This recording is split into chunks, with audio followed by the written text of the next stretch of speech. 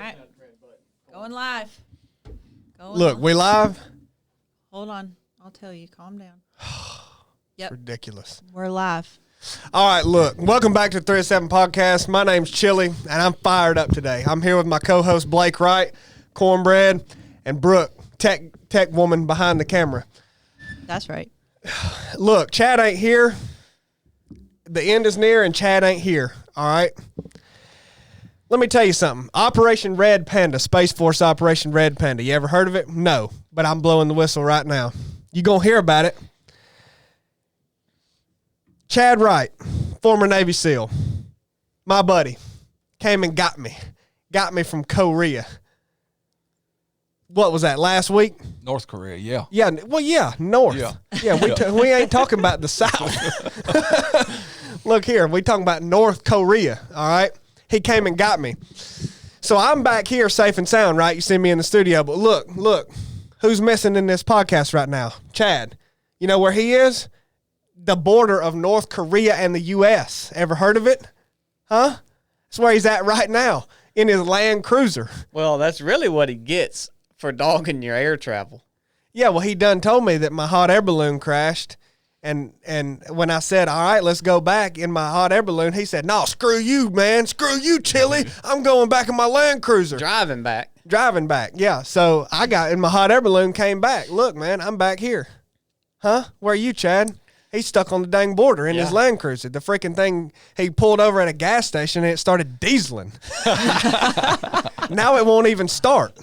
So look, where's he at? Call him up. He's in the dang on Koreans. Yeah, go ahead and call him, Blake. Well, I'm going to have my tech woman do it. All right, whatever. Right. I'm calling him. Built. Dieseling.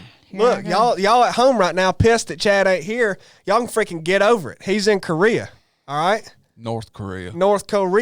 What are you going to do about it? Nothing? Because he's freaking overseas on the border. Can you hear him, Chili? Yeah, I can hear him. Okay. Hello. Hey.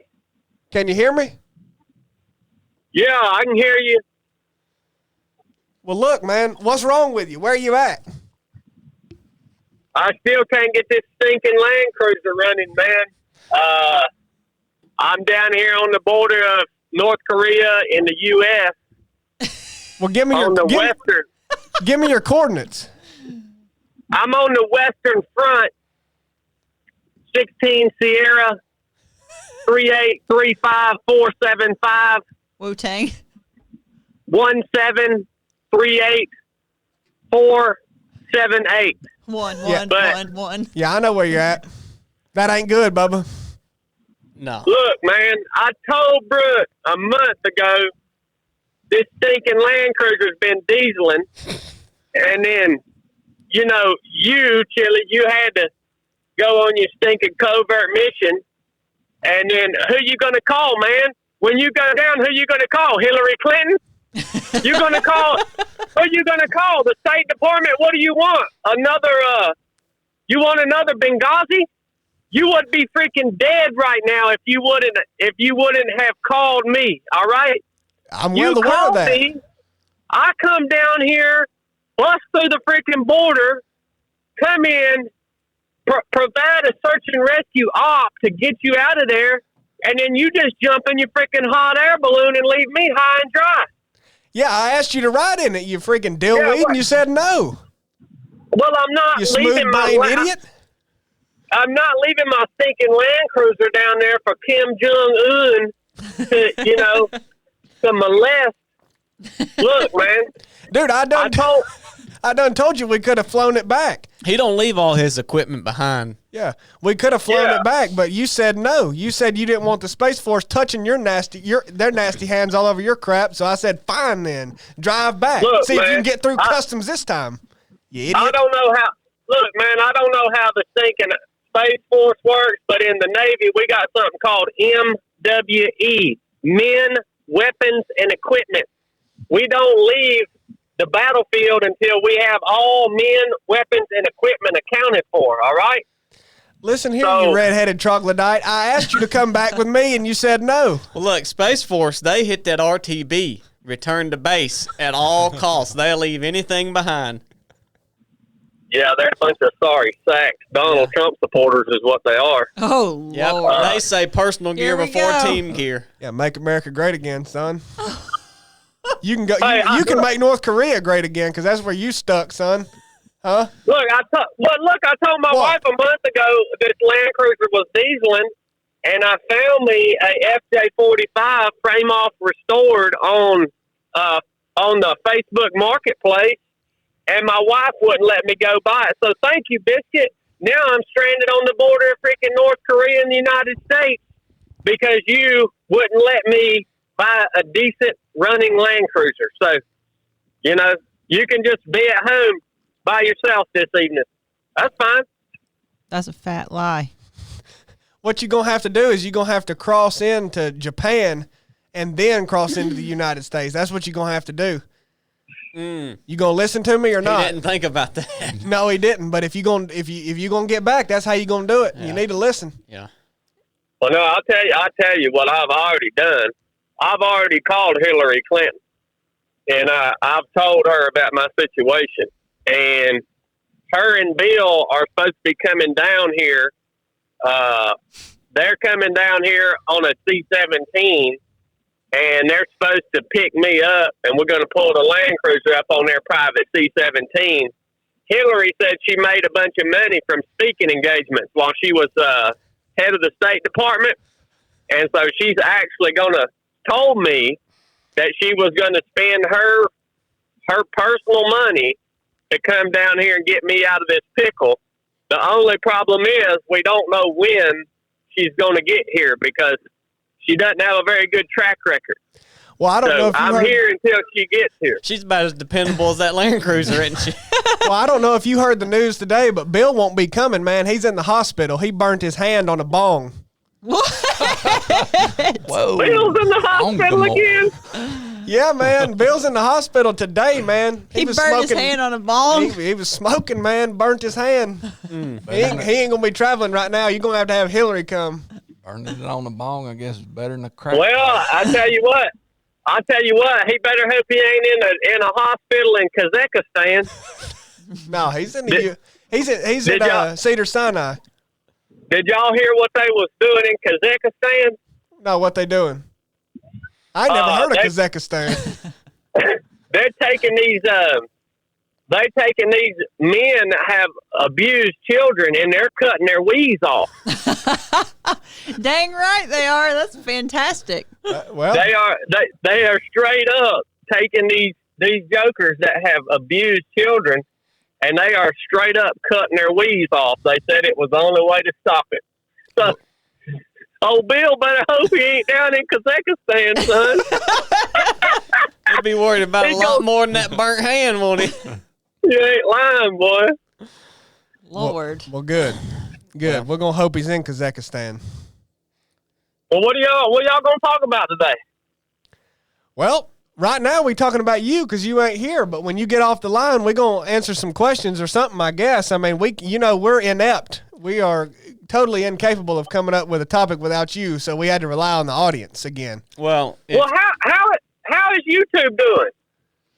YouTube, what's up, YouTube? I miss you guys, man. Huh. Are they? They miss you. Hey, look, YouTube. I need this other Land Cruiser, this FJ45. Look, drop as minimum during this episode in the super chat. No. Drop a minimum of $40,000 in this super chat. look, all right. I've got a deal. If we can get the YouTube super chat up to 35,000, I'll donate 5,000 so you can get that, Chad. Holy smoke.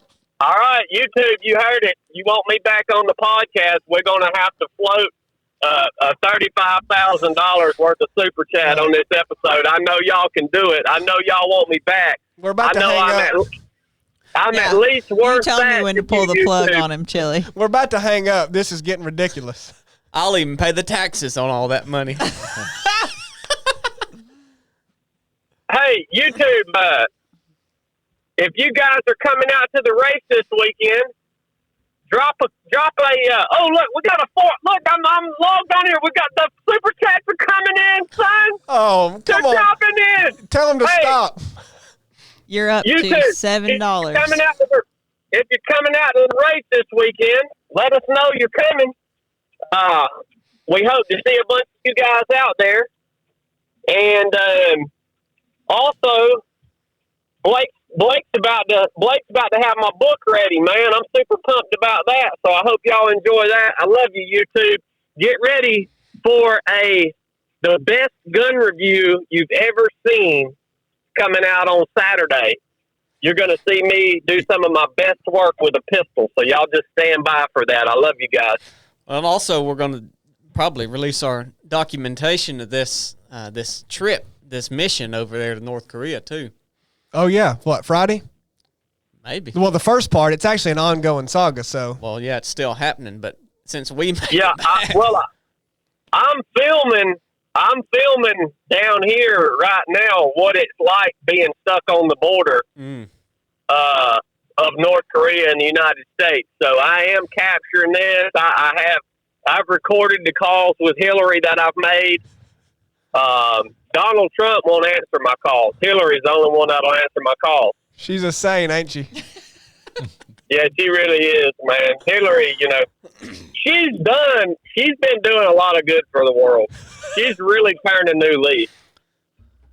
I hear you, I don't know if you guys have seen the latest news on her, but Hillary Clinton has really turned a leaf, and she's doing a lot of good for the world and a lot of good for me. So it's always good when you turn a leaf, so. We'll look for Bill to recover and hopefully do the same. We'll send him over to Kazakhstan. Yeah. Well, all right. I'll be watching that Super Chat YouTube. Remember, 35,000. I'll have this FJ45, and I'll be able to come on back to the house, and I'll see y'all on the podcast next week, Lord willing, if y'all pull through for me. All right. If not, I'm probably just screwed. Unbelievable. Well, thanks for calling. We love you. We're going to get you home soon, even if I got to come get you. Yeah, we all know that ain't happening. We'll see. Love you, boo. Be careful. Yeah, I'll try, baby. It's a dangerous area down here. It's freaking crap. This is worse than Tijuana. All right, I'm hanging up. Bye. All right, love you guys. Bye. Well, there you have it. All right, YouTube. There That's you where have it. Chad's at. I know y'all were wondering. Whoa. Super Chat just came through from Jesse Porter, $5. This is for that hottie corn. Whoa. Moves made. Getting wild. That just kind of irritated me, so we're going to move on real quick. Well, being that Corn had a story he was going to tell, and that kind of goes right along. Wait, with can that. we give the preface to why this story got kicked up? Because when we all walked in here, Blake was the only one in here setting up, and it smelled like a turd was laying on the floor. Yeah, it smelled like a raccoon's butthole. It smelled like that when I got in here, too. No, I noticed that. no. That's what it smelled like? You Yeah. are nasty, and it permeated this whole... It still smells in here. Well, listen. And so that started a conversation about some lady that's in this building and... Listen, my kids... what was it? Boo shame? My kids won't flush their turds down the toilet. I try to train them to do it, and poor Jo, she sits up front of the toilet. You know, we've got the elongated toilet, not your regular little round one. And she sits so up front, her turds don't go into the water, so they land straight on the porcelain, and they form this bond to the porcelain. And you can flush the toilet ever how many times you want after it's sit there for about an hour, and it will not go down. You've got to get some object to force it down. And so I keep telling them, look, baby, y'all got to flush the toilet when you're done, right? I mean, come on. And they won't do it. So I've just started leaving mine in the toilet. And they don't. How is that an appropriate response? Well, I don't show like them. seeing theirs, and so they also don't like seeing or smelling mine. And so it's starting to work. It's taking effect. I know that might be an odd approach for some of you guys, but it's working. So if y'all have problems with your kids doing that stuff, just try doing that. And it has worked. I've seen progression in this, and so give it a shot. You know, if you guys are having problems with this, and that's kind of what spurred the story for corn. And so, what was that? What happened, Corn? Well, I told Blake this story the other week. First off, what I was telling him is there's other people in his office that use that bathroom. And I'm primarily here the majority of the time, so don't be going in there stinking up that bathroom. And then the people think I did it. Turn the fan on. And I went in there, and the fan, it hadn't even been turned on, period. Well, I'm trying to keep people out of that bathroom that ought not be in it. You know what I mean? He's trying to boo shame you, Corn. Yeah, he's trying to boo shame me. Yeah. People going to be looking at me like, holy smokes, that joker stinks. But anyhow, I told Blake this story the other week. Me and Buck and another buddy went to Lake Gunnersville duck hunting. And Buck was both the boys, they're going to listen and be ticked off at me. They've always had a problem with clogging up the toilet. When they still do it. I didn't see that. I mean, constantly clogging up the toilet. So we go over to Alabama, and we get, I don't even know what you call it. It ain't even like a motel. These people just got these bunk houses to rent for people that's going to stay and hang out at the lake and whatnot. So we're in there, and one hits me. I mean, it hits me hard, son. I ain't got now gallbladder. So when I got to go, son, I got to go. Dad, Bob. And Buck had just come out of there, and I could tell by the look on his face he clogged that toilet up and didn't say nothing. And I rushed in there. And you can't just go down the road to the store and use the bathroom. There ain't a store close by. I'm like, holy smokes, what am I going to do? Am I going to go on top of this and have even a... So yes, sir. In a speedy dilemma, I had the wise idea to hop in the tub. Oh, my God. No. That really is just a big old toilet, ain't it? And go in the tub. But let me without trying to sound really nasty, you can't mash that down the drain. He said they ain't quite as pliable as what you might would think. What you might think. You can't mash that down the drain. With the shower on, hot water, pure hot water. No, holy crow. It was a struggle, son. Like a clay bar. Oh, he told me that story. I laughed. I got the next morning laughing still. Dude, let me tell you something. You ain't going to laugh harder than when you're around Corn and him telling you a story. I mean, good Lord. Just to clarify, Corn, you doo-dooed into a tub drain. Yeah, I mean, I was in there full body squat and took a deuce. Over the drain? You hovered over the drain? But to clarify, you didn't make it in the drain. You made it beside the drain, and then you tried to wash it into the drain. It was all around the drain.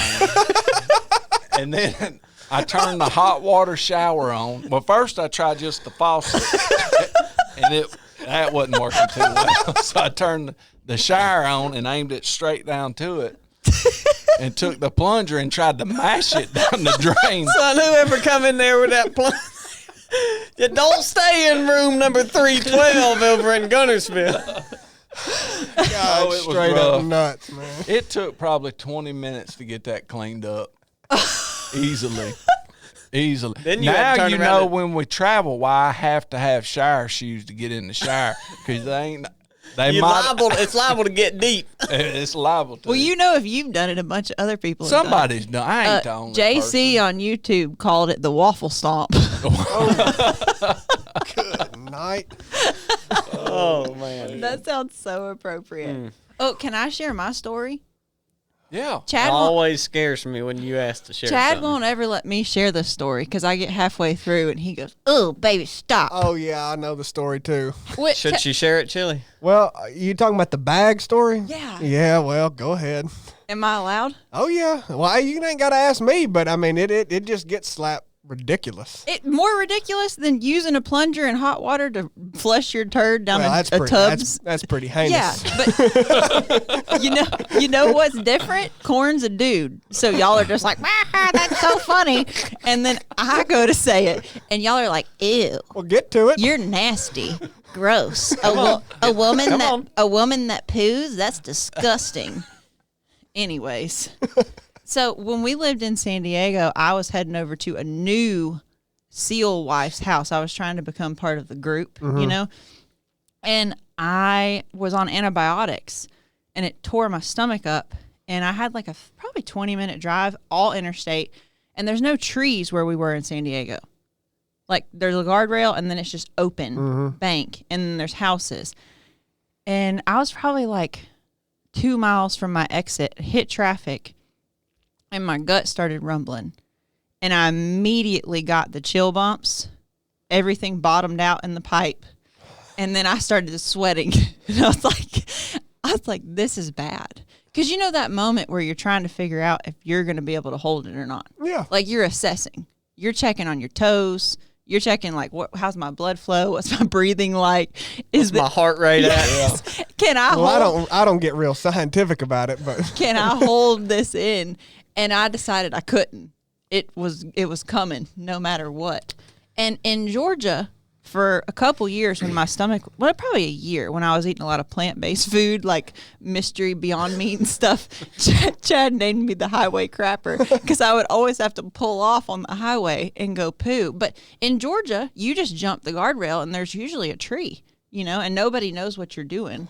So this was San Diego. I didn't have that option. So I started panicking in traffic, looking around in the car. What am I going to do? No cups, no nothing. But I had just got groceries. Because that's a good option. It is a good option. Here's this drink cup. I had that orange juice in this morning. Let me just take a crap in it. I had just got groceries. So the only thing I had container-wise was a grocery bag.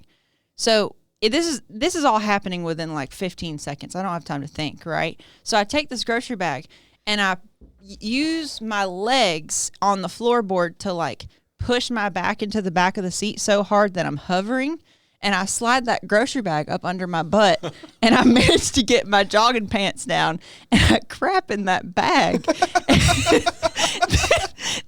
I realized after I'd done it, I didn't have a plan for what I was going to do after that. And so you just had an exit plan. You didn't have a right. And so in an attempt to reach under and close the bag up before I yank it out from under me, I just fell. All right. I lost. I lost. Oh crap! I lost my bracing against the seat. I lost my strength in my legs. Landed in it, and then I didn't know what to do. Then you just sit in it. Right. So I did. I just sat in it for the next probably 8 or 9 minutes till I get to this chick's house.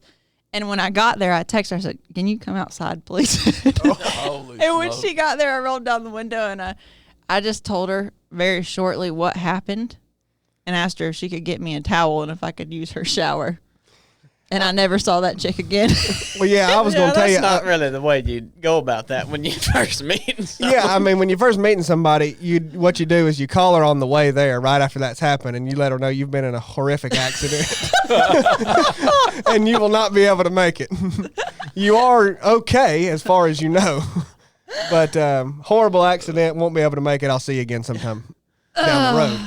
Yeah, so there's you got that. That's happened, you know. That's rough, son. Chad's never let me get through that story. Well, we've gotten through it, and I'm glad. You know, he kind of, you know, you represent him in a little bit of a way, and so he probably kind of snuffs that out. But I'm glad it's out there now. Thanks, guys, for letting me share. It's on air. It's it's permanent. Yeah, it's like there. I'm for all the women that have pooped their pants and want to talk about it. I'm here for you. I support women. I'm done with this sexist crap about pooping and farting. I'm over it. Well, you know, the internet is forever. Shaving our legs, I'm over it. Everything. You could start a non-profit at WWP, Women Who Poo. Start up a non-profit. You know, people boo shaming people out there. That's ridiculous. Yeah. All these freaking white guys on here on YouTube, when Corn's sharing, they're laughing, right? Then I start sharing my story, and there's a bunch of puke faces. Mm-hmm. Really? Yeah. Idiots. Well, and in the store's comparison, I mean, I won. I didn't get crap on me. Yeah, exactly. You know, I even used the plunger to mash it. But see, my story was victimless. You know what I mean? Like, I was the only victim. There's a good chance the next person that stayed in that room was exposed to your poopicles. No, he cleaned it up. No. So we had to stay another night, too. That was night 1. In the shower and everything worked. Oh, yeah. Yeah. I mean, I got the toilet unstopped. Yeah. I'm just saying. What's your poo story, Chili?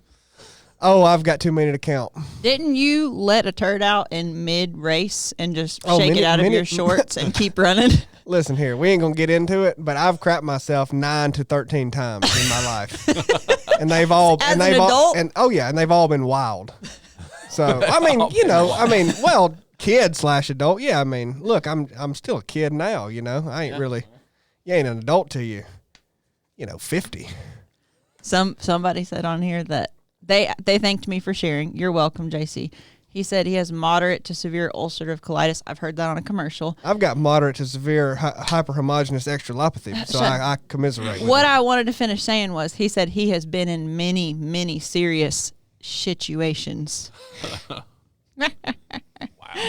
Okay. There are Blake's going to shut Brooke down so fast. Well, there are people who are loving this and think it's hilarious, and then there are people who are like, okay, that's enough. Like, let's get to the meat. It's pretty 50-50. I'm one of those people. Let's kind of get to the meat. Yeah, there's a good 50-50 people that are enjoying it, and James Wright said, you're sick.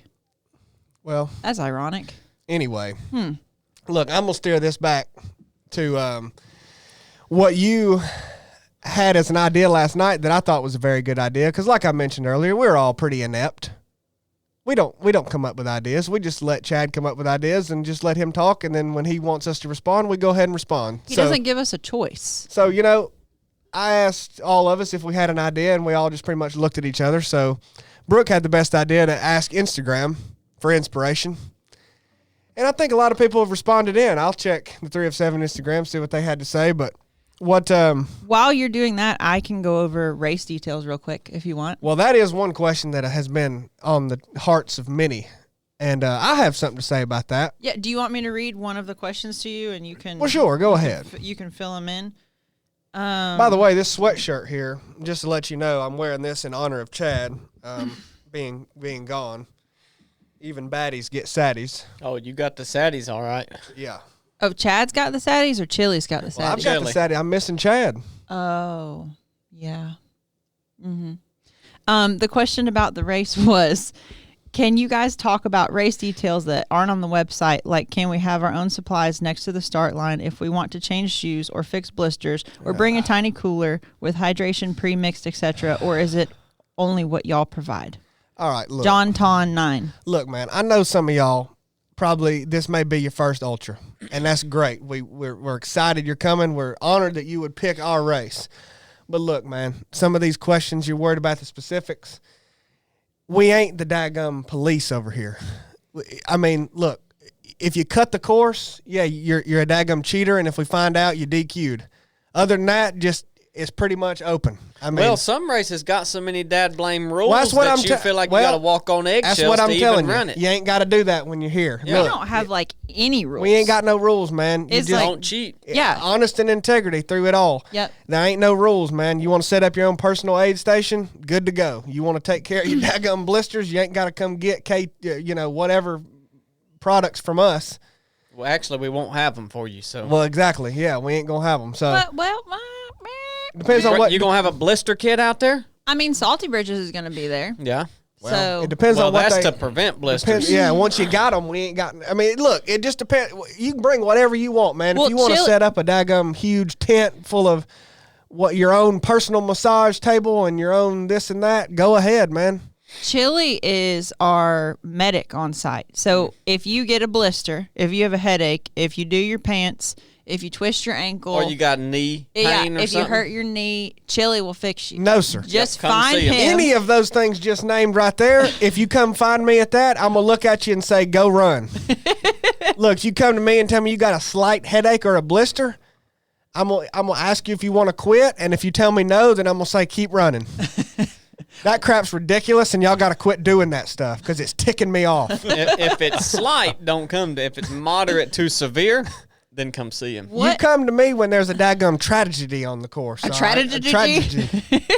You understand? All right, Chad. Don't go too long on these questions now. Okay, I'll since we're on it, I'll give a quick overview of the race for people who want a bunch of details. But I do agree with Chili. Like, we have the timeline on Ultra Sign Up and the address, and the loop. I don't know what else. Our only rules are going to be park where our volunteers tell you to park.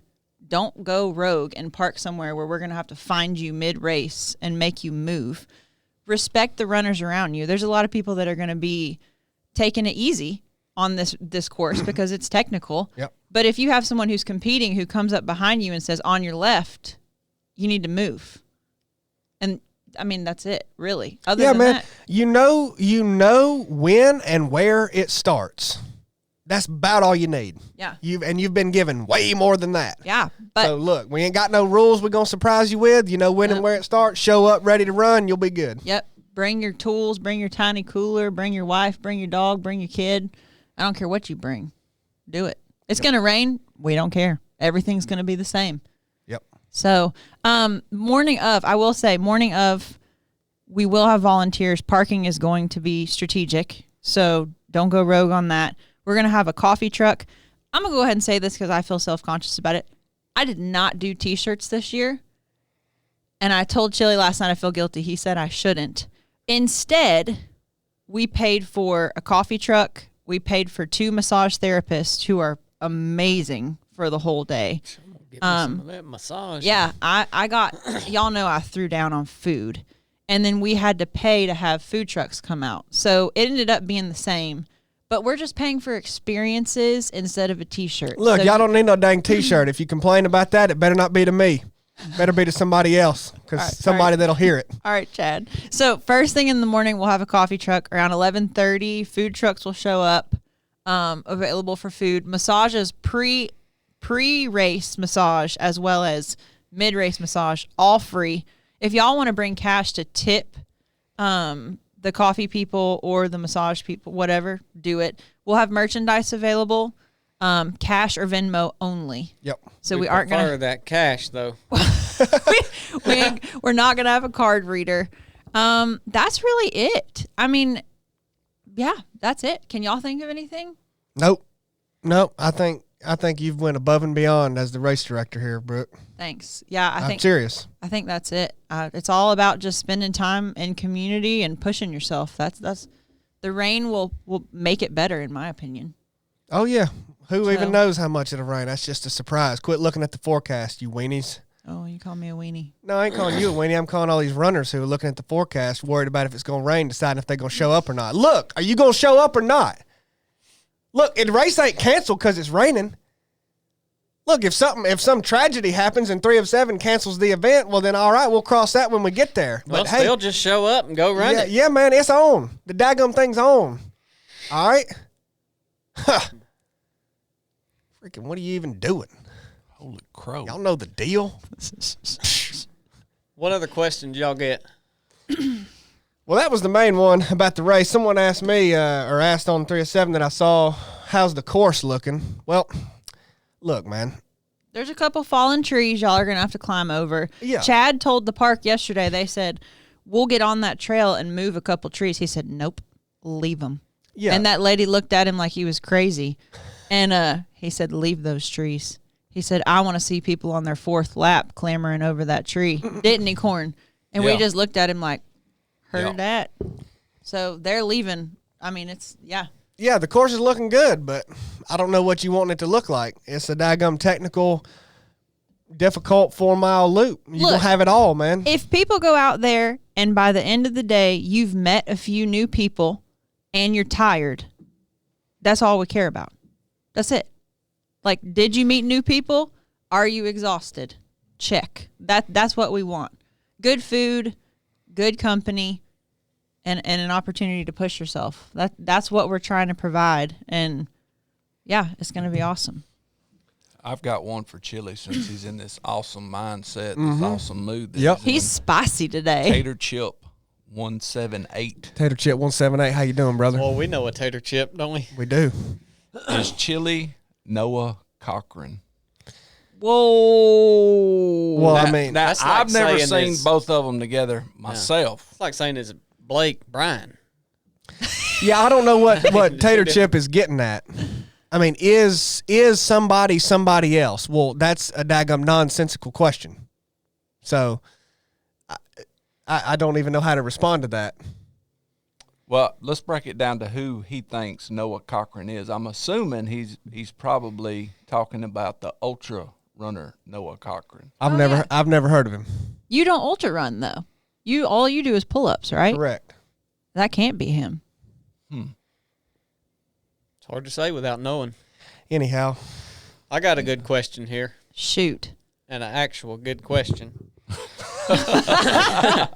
This is from JMP in the Garden. oh yeah. I like him. Did you see his question? No, but You I know see him? him all the time. Okay. He said, maybe a bit late. You're not. We got you, JMP. But why people won't commit, i.e., late sign up for your 3 of 7 race, getting out of comfort of sloth, getting into the Word daily, committing to what the Lord commands. Are we just too selfish with sin and turn off the guidance of the Spirit? ? So why people won't commit to things is basically his question. What's your opinion on that? Ooh, that's a good one for you, Blake. You talk about this a lot. Well, yeah, I mean, commitment's a big deal to me. It just always has been, and people give me crap and say, oh, Blake won't tell you till so-and-so, but, I don't want to tell somebody, look, I'll be there, and then not be able to be there. Like, it's just a big deal.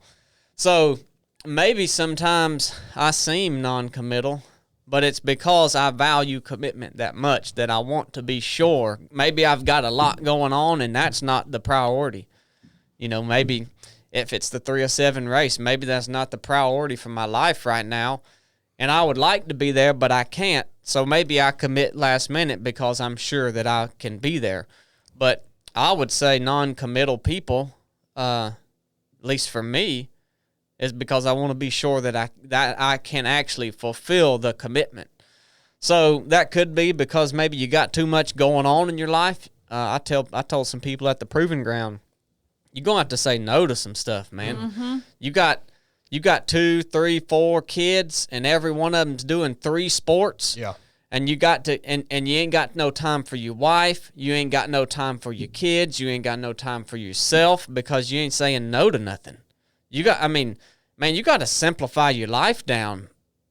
I mean, even me, I'm saying yes to too much stuff. I feel like I don't have time to do anything good. I do all these different things, but I don't do any of them real good. That's what I get sucked into. Yep. Just a bunch. I'm good at doing a bunch of different things and not doing them well, but that's not good. So that's a good reminder for me. But what's y'all's thoughts on it? I've definitely in the past said yes to way too many things and neglected the things I should have been taking care of 100%. So that pause, I think it was hard for me to develop that pause and realize I was doing that, and I didn't do it until I become sober. Yeah. You want people to like you. You want to. I think it's important when your friends call, your family members, to answer the dang phone. Yeah. We're all busy. We all work. And there's times where you just can't. But, what kind of friend are you actually being if you don't pick up the phone, or family member, if you don't pick up the phone and answer it? Seriously, I'm going to tell you what kind you're being. You're being the kind that only wants something when you want it. Only wants to help in the time when you want to help. Yeah. Sometimes you're going to have to say yes when you shouldn't. Yeah. Really. I mean, sometimes some people are in some sure enough binds. Yeah. And you ain't going to want to. So I think there's a happy medium to find right there, and you're going to make mistakes even in that too. Oh, yeah. And like I said, I didn't start thinking about that till I was sober. It was always yes, you know, with just about everything. But there are times where you have to say yes when you probably shouldn't. Yeah. Just to help that person get through whatever. Yeah. Well, yeah, I mean, Blake talked about it from the angle of kind of being careful and being wise about what you commit to. And then Corn got into once you're committed, what you do. I mean, once you are committed to something, whether that was a mistake to commit to it or not because you're overextending yourself, you have committed. So once again, whether that was a mistake or not doing it at that point is because you're daggum lazy, if that's what you asked it. It's because you don't care about your commitments. You don't value your commitments. You don't value who you committed to more than you value yourself. That's what that's about. And saying, well, I committed to something that I shouldn't have, I overextended myself, ain't an excuse. Learn from it and don't keep making that mistake. But when you've committed to something, and he talking about committing to his faith and committing to, you know, being in the, it's because you don't want to do it more than you want to just do this other crap you want to do. That's why. And I'm guilty of it too. But I'm just telling you, that ain't complicated on why you commit to something and then don't follow through. It's because you don't care. You don't care enough. I identify with everything y'all are saying, and I think I've been navigating this probably the last 4 years because I am naturally like, I want everyone to be happy. I want everyone to like me and like know my intentions, and I don't want people to read me the wrong way. Like, I'm always concerned. Like, for example, someone says, hey, can you get together or can you do this? And I have to say no. I'm like, dang. Yeah. I can't help it. My mind's like, they think you don't like them. They think, especially if I have to say no, and I have lately a lot, over and over and over again, I have to say no. And I'm like, they think I'm just avoiding them. They think, you know, I have to fight those thoughts. But the more I do it, the more I've also got better at being just straight up honest with people. Like, even my family. Like, I think it was like 2 or 3 weeks ago, my mom asked if they could come over. And I said, I thought about saying, we're busy. We got a lot going on. The truth was, it was a Sunday, and the week had been wild. No spare time, no breathing room, and I had no time alone. And when I don't have time alone, I start feeling funny.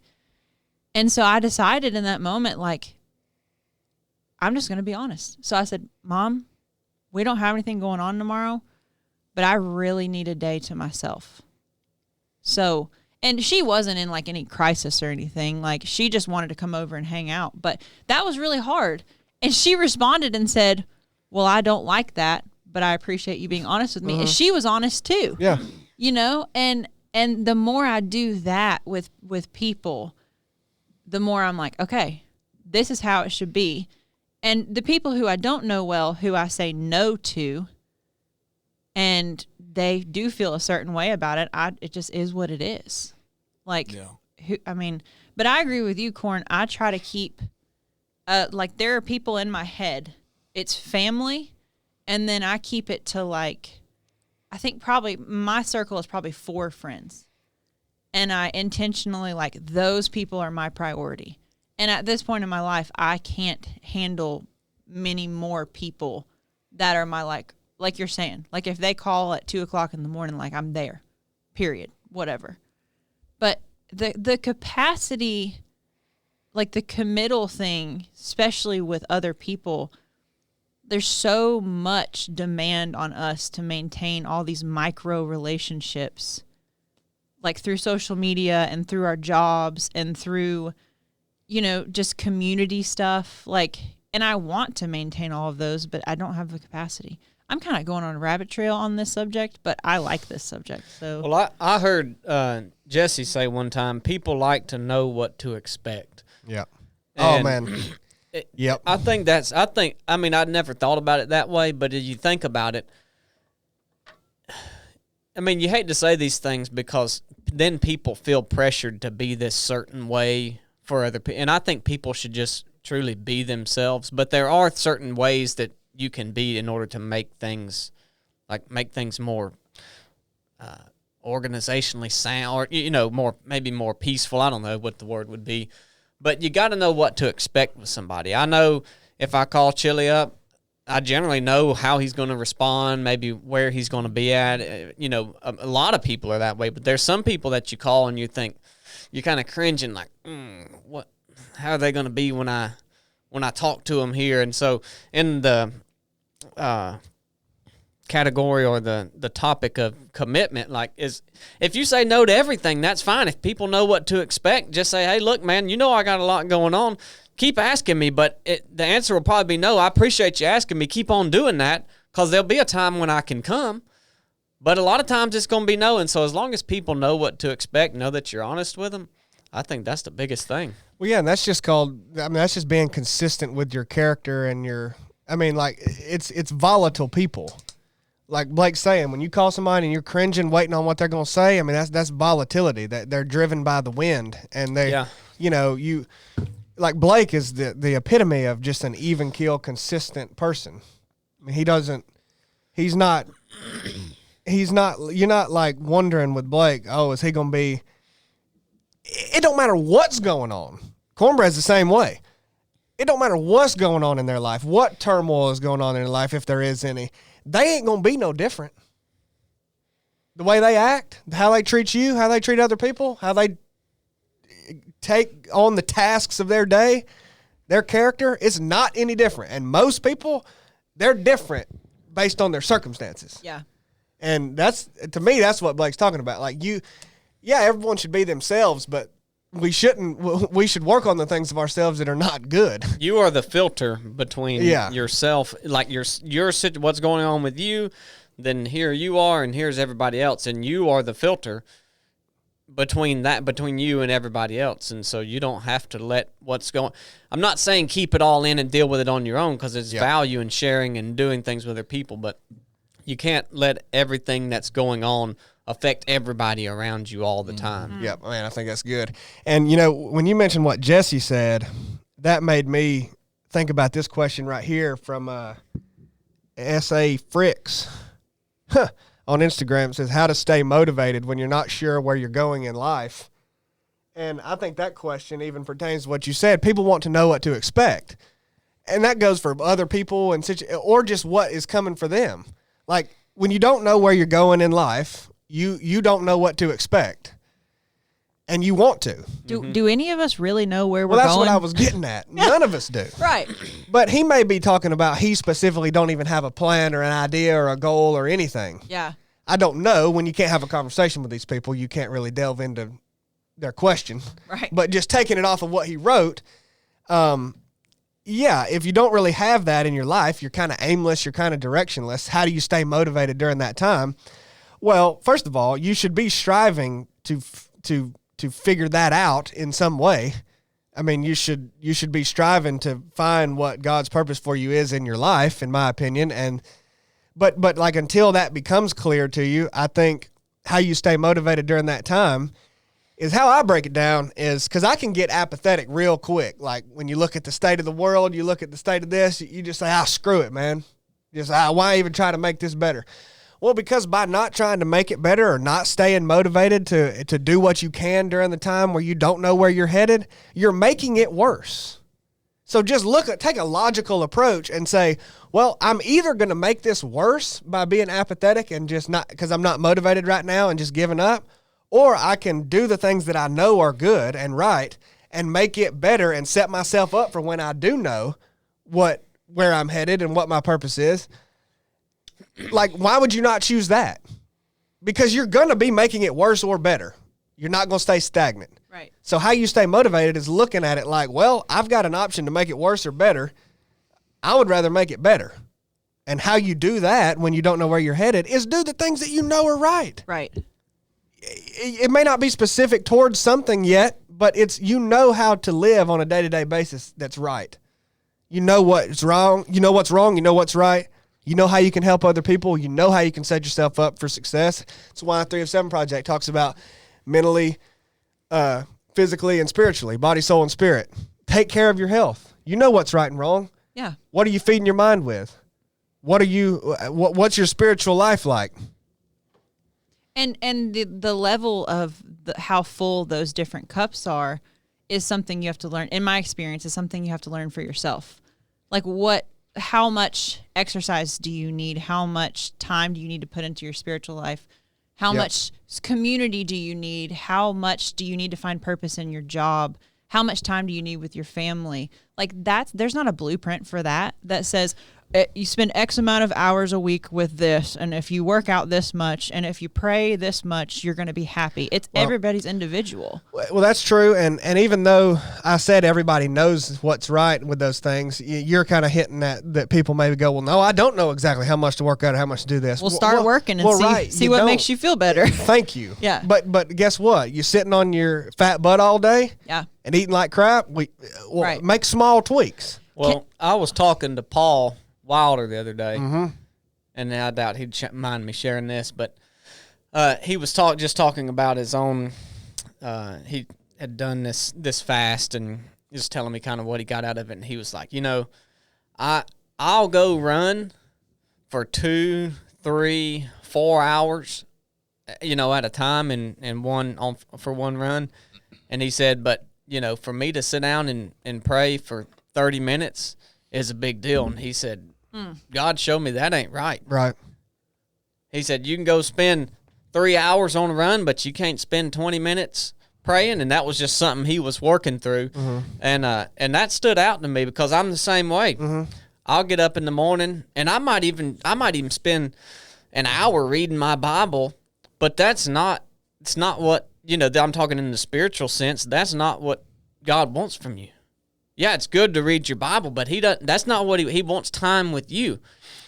And so being more intentional around prayer and your relationship with God, and I mean, that's where all of these answers come from. That's where clarity and peace comes from, is spending time in God's presence. And praying might be you talking.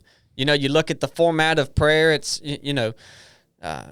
the prayer and supplication, it's kind of starts and ends with worship and in the middle. But then there's also prayer where you're just being quiet. You're just sitting there listening and meditating on Scripture. And so I just say that to say it's all right to just sit still and just think and be quiet. Find a spot that you can do that. Maybe you drive a lot for work. I used to do that, and that was my time, and I really miss that time. I don't get that anymore because I don't drive a lot. But it's hard to set aside time to do what you feel like is nothing. But you feel like you got a lot going on, right? We talked about saying yes to a lot of things. And you want to set aside time to do nothing? And that's hard for certain personality types. Me. Yeah, for me too. I don't feel like that. I don't know, but like for Chad, I think that's kind of natural for, like, he has to be intentional about it. But like, we talked about walking the goats the other day. We did that little video on it. And so he does that. And I think that's kind of his time. But for me, if I did that, that would be another checklist. Like, God, I got to go walk the goats so I can have this quiet time. And then I'm out there and it's not quiet time because it's a check mark on a checklist. And you get sucked into all of that. And so it's a big deal to set aside time to just think and pray. Even if you got to wake up early and go to sleep earlier. I mean, you got to make this stuff happen. People think about hacks like, how do I do this? How do I do that? What's the hack to this? It's just doing it. Just actually do it. Well, I taught on Resurrected the other day. I taught on fear and anxiety and how to overcome those things. And we were talking just yesterday, Chili, about we drift. Yeah. And people, maybe they have struggled with fear and anxiety before. They come back, all right? They're doing good. They start to drift slowly. And before they know it, they're overcome with panic attacks, anxiety about this. What am I going to do about this? What if I get sick? What if maybe this person's mad at me? All of this stuff's going on. And the Bible's so clear about how to deal with those things, but it takes a radical change because you've drifted way over here to get back up to what's right is a big difference from where you've drifted to. You don't drift back. No, you don't just slowly come back up. You've got to make the hard shift and come back to what is right, and that feels radical from where you're at. Well, it is. Yeah, it is. And the Bible tells us just for fear and anxiety how to overcome those things. And you got to hit your face and worship and pray and get in the Lord's prayer. That's how you overcome those things. I left my book at home. I got all my notes on it, so I don't have all the specific scriptures and things, but we were reading in the book of Philippians, and so, but I won't go down that, but I'm just saying that we say yes to all these things, we drift, and before we know it, we've gotten way down deep in this hole, and you've got to make a radical shift to get back online to what is right. And a lot of us know what that is, what we need to do. We just won't actually do it. And that's what I'm saying is there's not this hack, this thing that makes it easy that, oh, we did this. Oh, we stayed present, so now we're good. Oh, we were deliberate. So now, but no, you actually got to do it and think about what does it look like to do it. Yeah, and, just doing it. Matt, he was at this last proving ground. I really like Matt. I got to spend some time with him. That's a special dude. And he said, what's some self-talk you use to get through the days you just don't want to do the work? And I'd be interested to hear what all y'all have to say about that. But me personally, I don't use, this notion of self-talk, I've never been one to do that or never used that, never really understood that. I have internal dialogue with myself, I suppose, all the time. I think I've heard some people don't even really do that, but I think most people do. They talk to themselves in their head, But or out loud. But I don't use self-talk to get through things. It really starts from the beginning with me. Like if I've decided I'm going to do something, maybe if there's self-talk involved, it's in that process deciding what I'm going to do. And then when it's time to do it, you just do it. Mm-hmm. And getting through it ain't, stuff may come at you and whatever, but it's just, I focus on what I'm doing and the process of what I'm doing. Like, I don't think, oh man, this is getting hard. How do I get through this? No, it's just like, okay, this happened. What do I do now? You troubleshoot problems.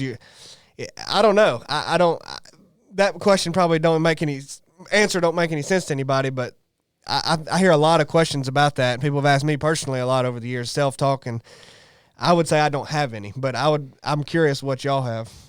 I heard Jeff Forster say one time, if the devil can't have you, he'll keep you busy. That's good. And thinking about self-talk, and maybe it's why I have the perception of staying the same through stuff or whatever.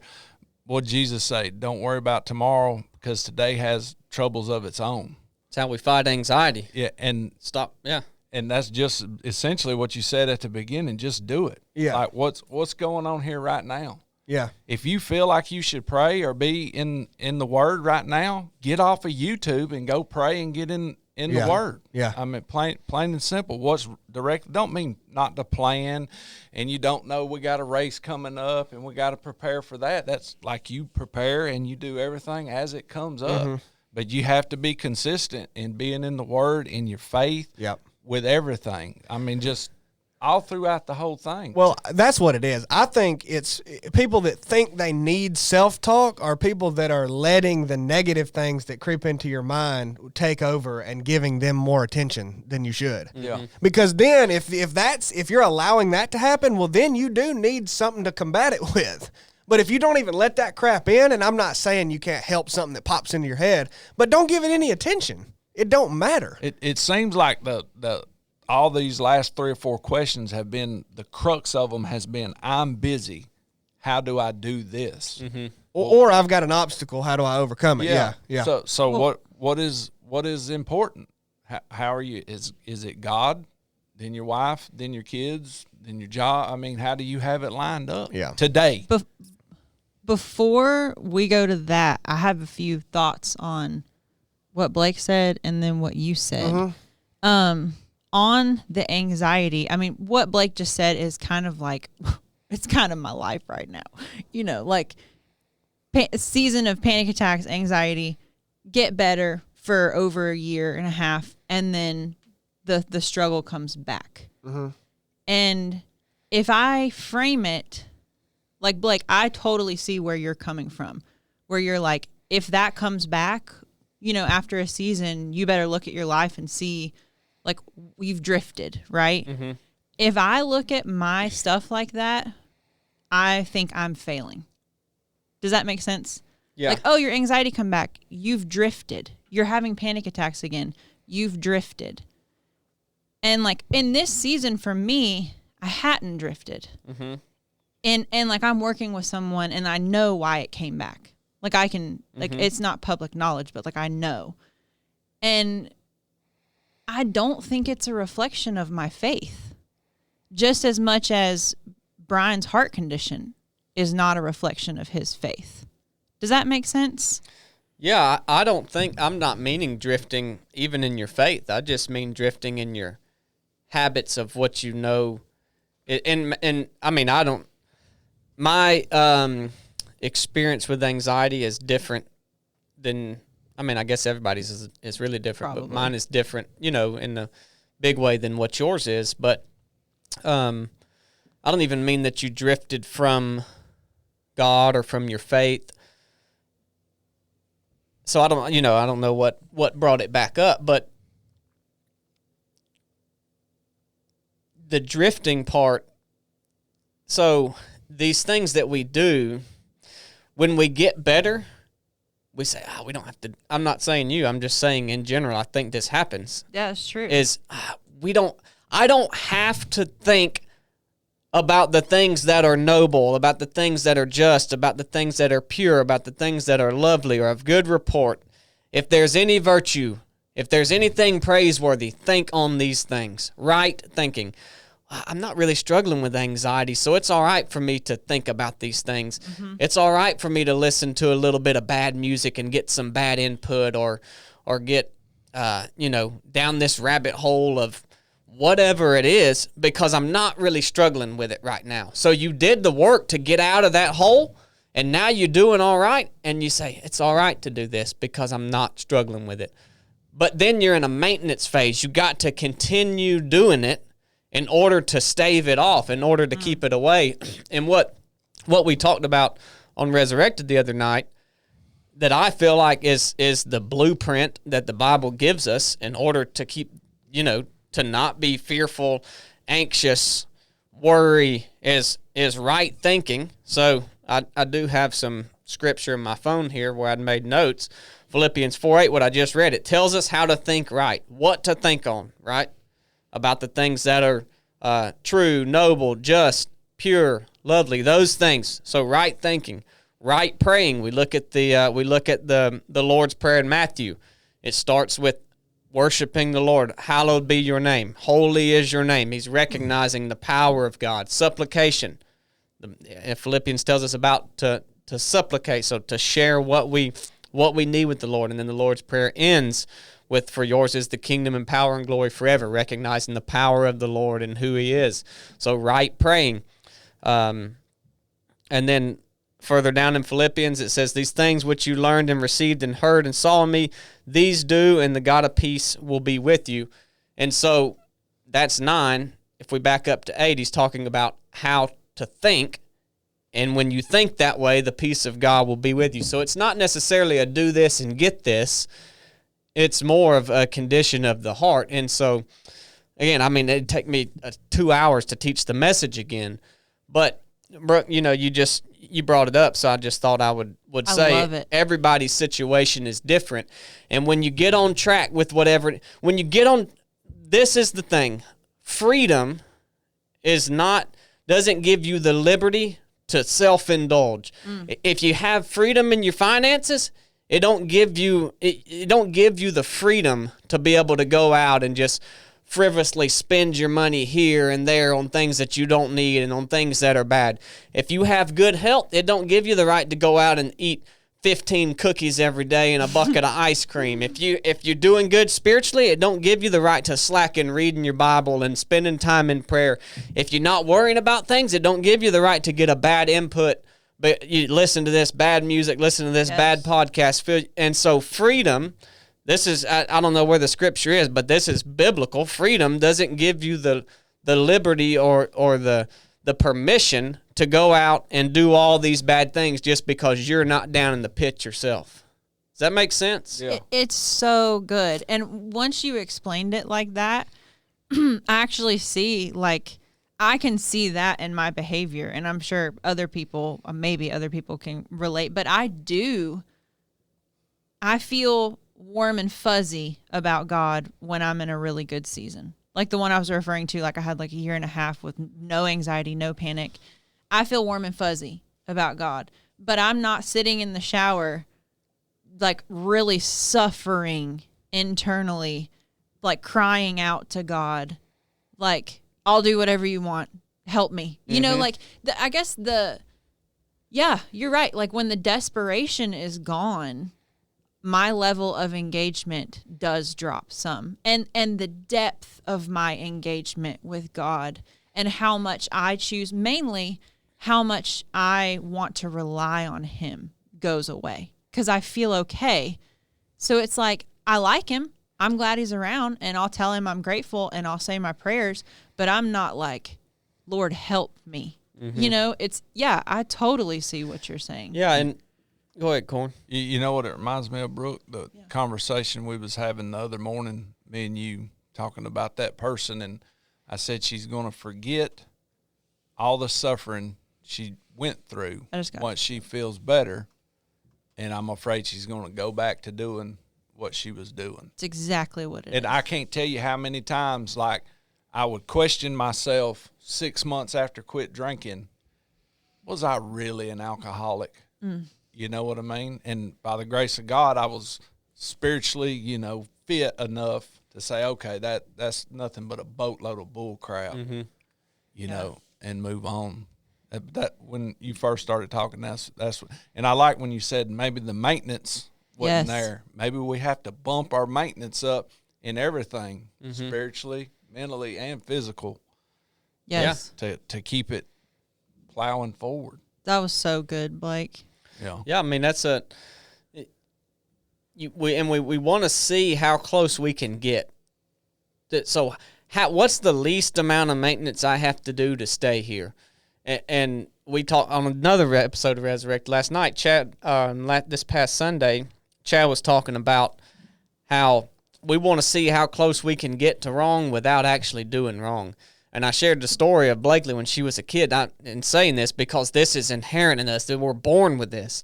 When Blakely was a kid, she was like 3, and she had this play grocery cart, and she was just ramming it into the wall, just bam, bam. And I said, Blakely, quit ramming that cart into the wall.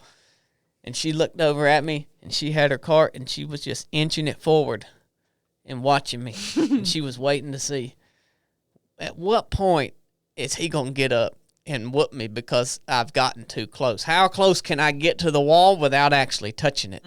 And those times, that's just a story that I share, but, there's other stories where I see that in kids, and my kids, from birth, and so, and even in the garden, right? What does Satan say to Eve? He says, did God really say that you couldn't eat that? Or, he's framing it around like, well, is it actually wrong? Is it really that bad? Yeah, surely thou won't die. Yeah.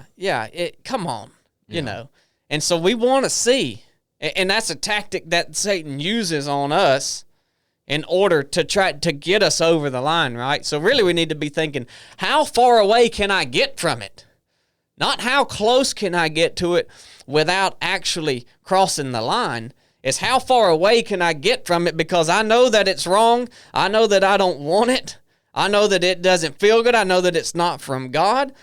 So I don't want anything to do with it. So how far away can I get from it? All right, I'm in this phase right now that I'm not actually struggling with it. So let me spend even more time with God. Let me go to the gym even more. Let me even hunker down more on my diet, because now I'm fit enough to get out and lift more weight, to run further, to do these things that I want to do. How can I get even further from those things and on the right side of what I should be doing? Not, okay, this is pretty good. This is a lot better than I was, so let me indulge the flesh a little bit here. Yeah. Now that I'm pretty good, let me do some of those things that I was wanting to do that I couldn't do because I was in such a hole. Yeah. Oh, that's good. I have 2 rabbit trails off of this. You guys tell me if I'm okay to like go down a hole real quick. That's a podcast. Just talk. Okay, so yesterday, I wanted to share this. It just feels relevant. Yesterday, I've seen it. So a couple people sent me messages on Instagram about faith and struggling in their faith. And how do you increase faith? And what if you're struggling with believing in God? And we all know this is like my favorite subject. I like cried on the podcast one time about it. And yesterday, I was having a rough day. And my therapist, I was like talking to her and I was telling her and I was whining about all of these little things. Like, I've been feeling this way and I can't feel the way I want to feel and blah, blah, blah, blah, blah. And she like got quiet and did the therapist thing. Like, oh gosh, what's she thinking? And she's like, Brooke, if you died tonight in your sleep, what do you think would happen to you? And I was looking at her and it wasn't what I was expecting. And I felt like this like wave coming up my chest that just stopped at my throat. And I was like, oh God. And I felt tears welling up and I was like, Becky, I don't know. I don't know what would happen. And so we talked about that and we talked about like I've seen a couple YouTube comments in this very relevant to what I'm about to say. I told her I can't be sure. Like I'm struggling to be sure that heaven is real and that God is real and that I'm going to go there. So what I wanted to share is that she challenged me, and I think this is self-talk, truly. At the end of our call, she said, real quick for me, can you just say out loud that if I die tonight, I will go to heaven? And I was like, and it was so hard to say, y'all. It was so hard to say, and it felt weird, and I felt emotional, and I felt confused, and she challenged me to like start saying that or like on a regular basis. And I thought like, I don't know if it's going to work. I'll report back to you guys, but definitely like the amount of stirring in my soul I feel when I say those words out loud is like, to me, it's like an indicator of like, okay, this is a good thing. Does that make sense? Yeah. Yeah. I think there's, these things like, is it going to work or isn't it?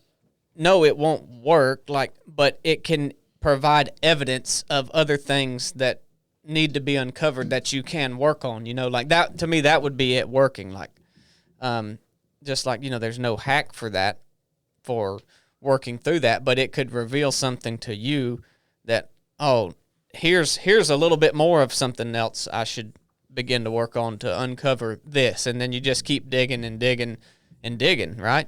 Well, I think for me, like this was something else I wanted to hit. The other thing was the self-talk. Like Chili was talking about, it doesn't really do anything for him.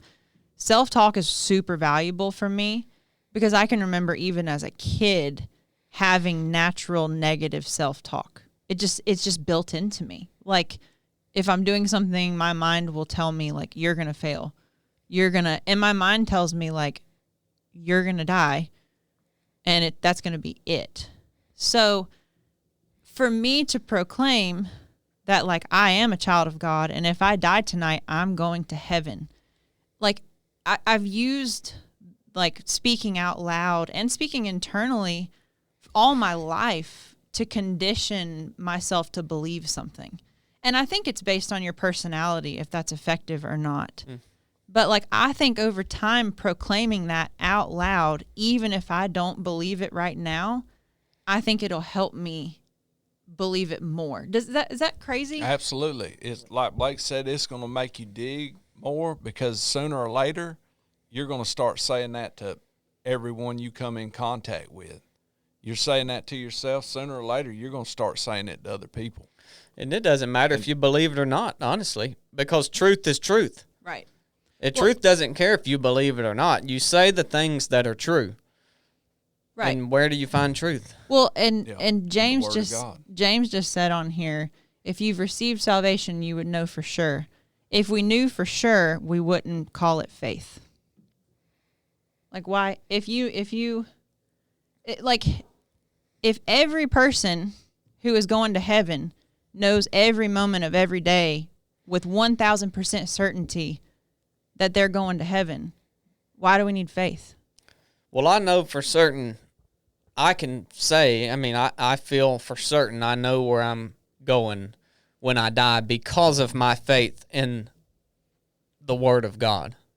Does that make sense? Yeah, absolutely. So there is faith required in order to know where you're going. So yes, through faith you do know those things, but the scripture is like Kat and I were talking just the other day, and I was trying to get her to understand, like, truth is truth, and it is like that is it. If I say it's bad to murder somebody, and Corn, you say no, that's good, and we take the Bible out of the scenariyo, is it good or bad? I mean, one of them's true. Yeah, but who's to say Corn's right and I'm wrong? You take the Bible out of it, Right. I mean, who there is but one truth, and it's outside of all of us, and it comes from the Scripture. And so in light of this topic is the things that are true about you are the things that you should proclaim. I just read in Philippians, think about the things that are true. So if you're thinking about something and it's not true about you, then stop thinking about it and start thinking about the things that are true about you. I can't help in this conversation, but I know we've talked about this so many times, but I like just trying to decipher the level of doubt that's like the faith of a mustard seed. You think the person with the faith of a mustard seed doesn't doubt? Why would he say that? Why would he put that in Scripture?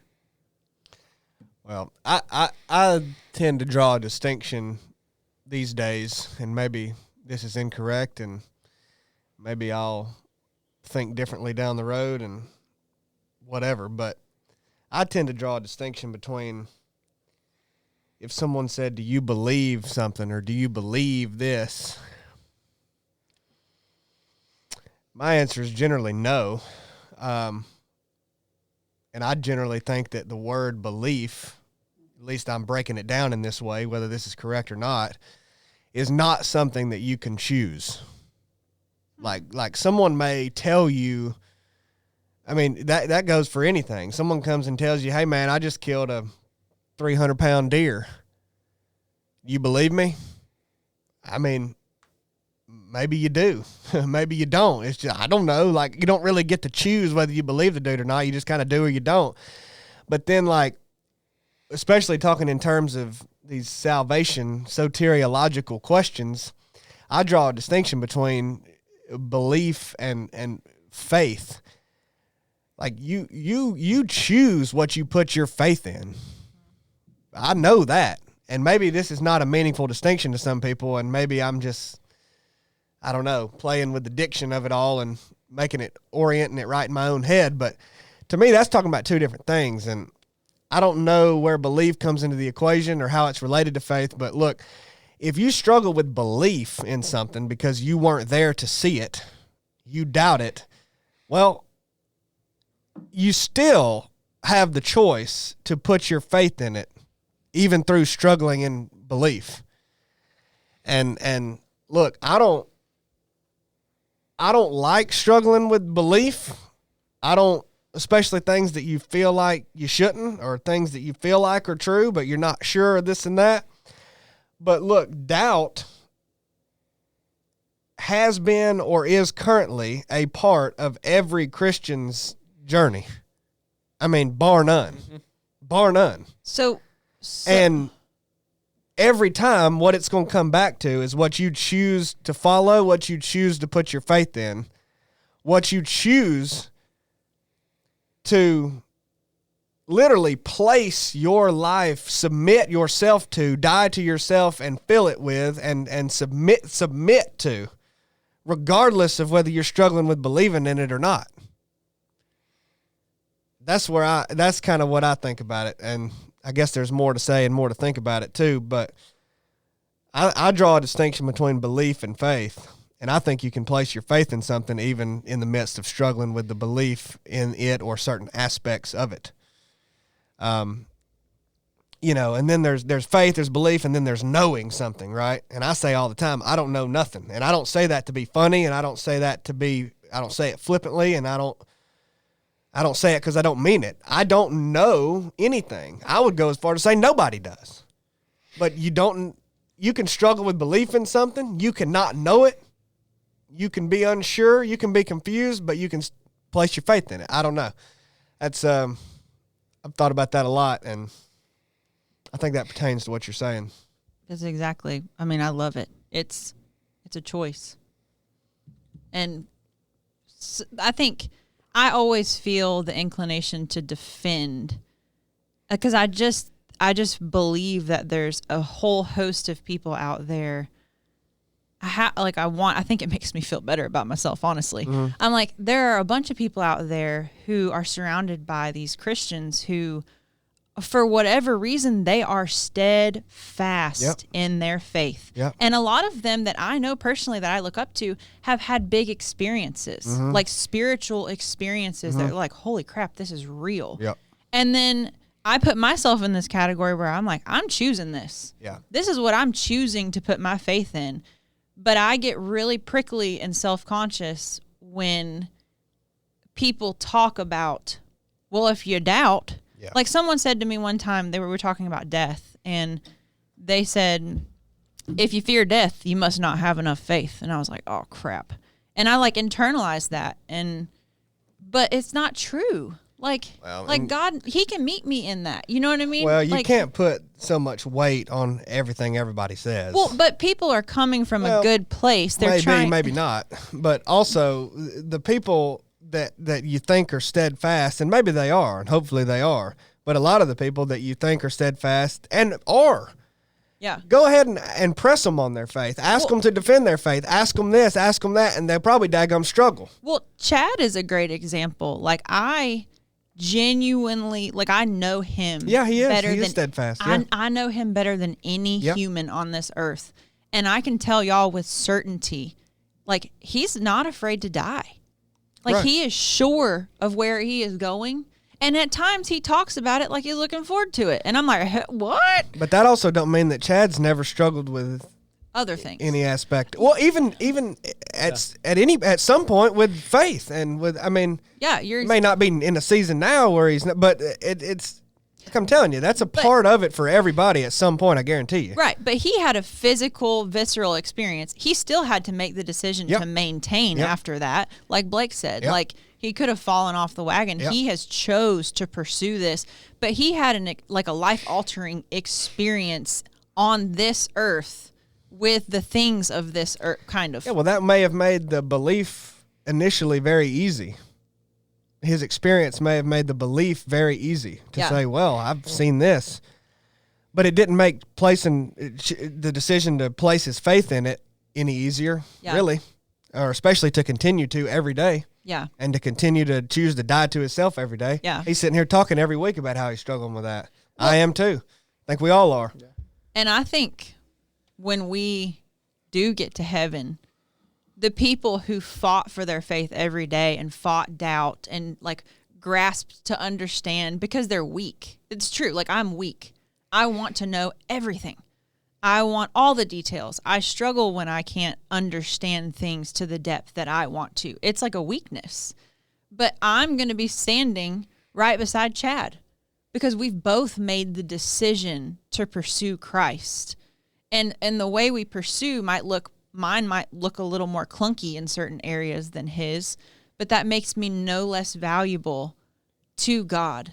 Yeah. That's where I get and the experiences thing is interesting too. And I'm not saying people hadn't had different experiences. I clearly we have. Everybody's lived their own unique life and unique experiences, unique set of circumstances. But I think this is a part of how we're wired differently too.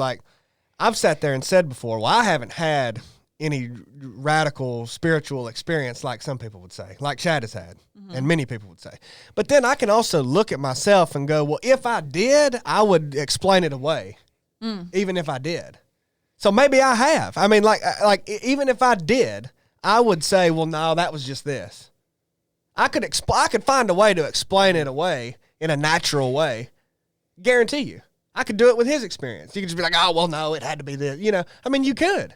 So it's it's a matter of your perception of things to some degree, what has happened to you in your life, because I say I haven't. Maybe I have. You know, somebody says they have. Maybe it was just something that I don't know. Like, I don't think it can be guided by experiences, and like Chad's is not. I mean, that happened to him. That was a real thing that happened to him and affected his life and started, you know, but like I said, he chooses to place his faith in it every day. Yeah, but just I won't trail off too bad, but what you just said, I think about what you just said a lot, because I've had miracles happen in my life, but they weren't a pastor on the phone getting rid of a ghost, like a spiritual host. So like, you can just go, Yeah, I decided on my own that I wanted to get clean and sober. Yeah. And I did. And my marriage survived, you know, Chad's 12 years as a Navy SEAL and my addiction. And like, there's so many miracles in my life. But again, I do the same. I will explain them away. Sure. I'm like, well, that happened because of this, you know. It's not. Yeah.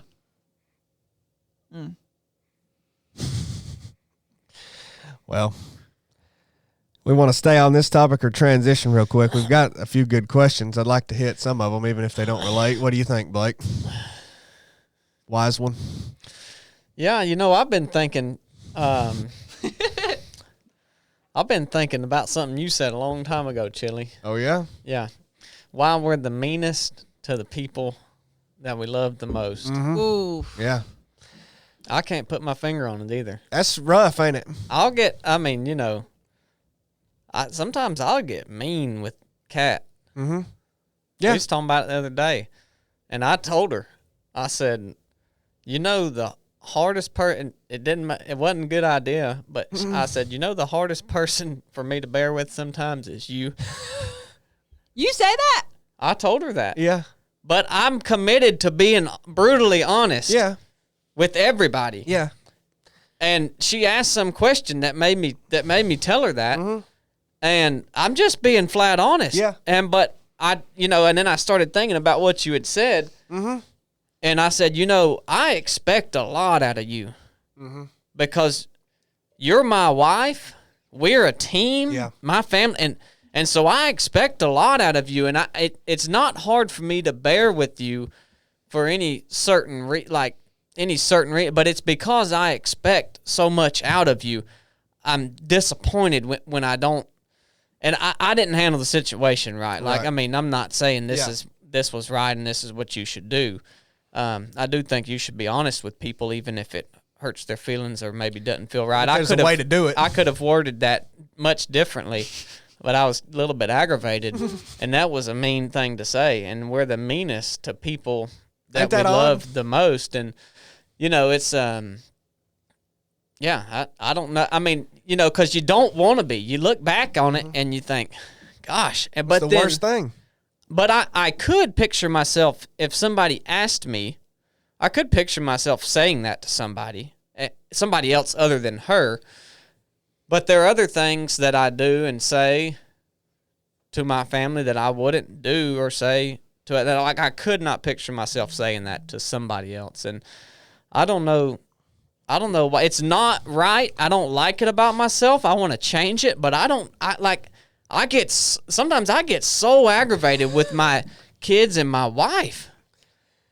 And it's like, why? Well, I don't remember if I gave a possible explanation for that when I asked that, but have you thought about the reason? I mean, I guess you're saying you don't know. Well, I've thought about it, but, you know, I guess part of me would say that it is, it's because maybe I know them and feel like I know where they're coming from more. I know more about them, and like I said, right or wrong, I have high expectations for my kids and my wife.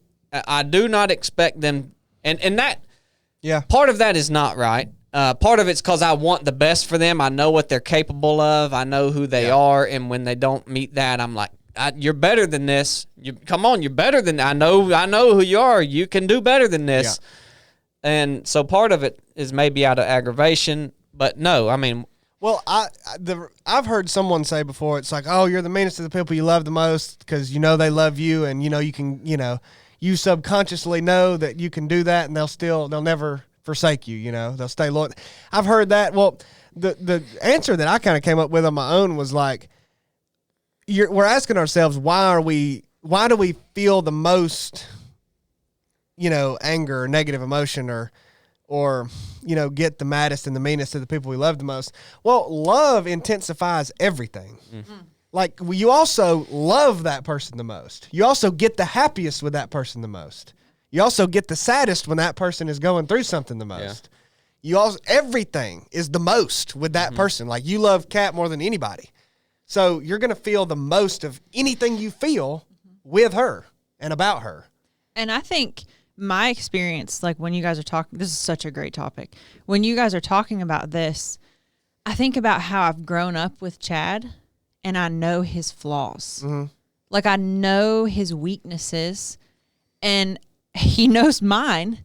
And we both watch each other continue these patterns of weakness that we've had for so long. And some of them we might never improve. But sometimes for me, it's like, if he comes out in pride, my reaction is like visceral and it's quick, and I'm trying to fill in the blank for something for him.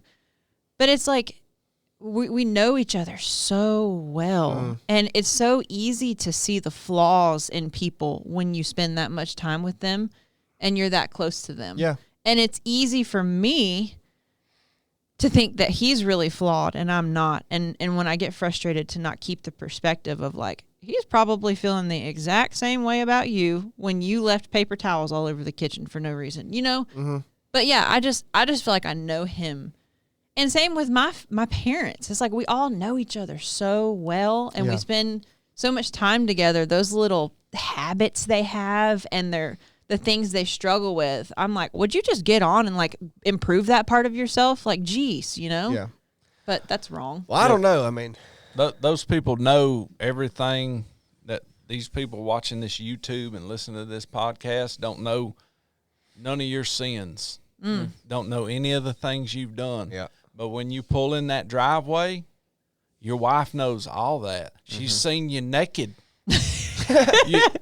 Your kids may not know that stuff, but they're learning. They're picking up on slight things here and there, and you're having to teach them. So you're beating yourself up about that. You got expectations on yourself. You got expectations on your wife.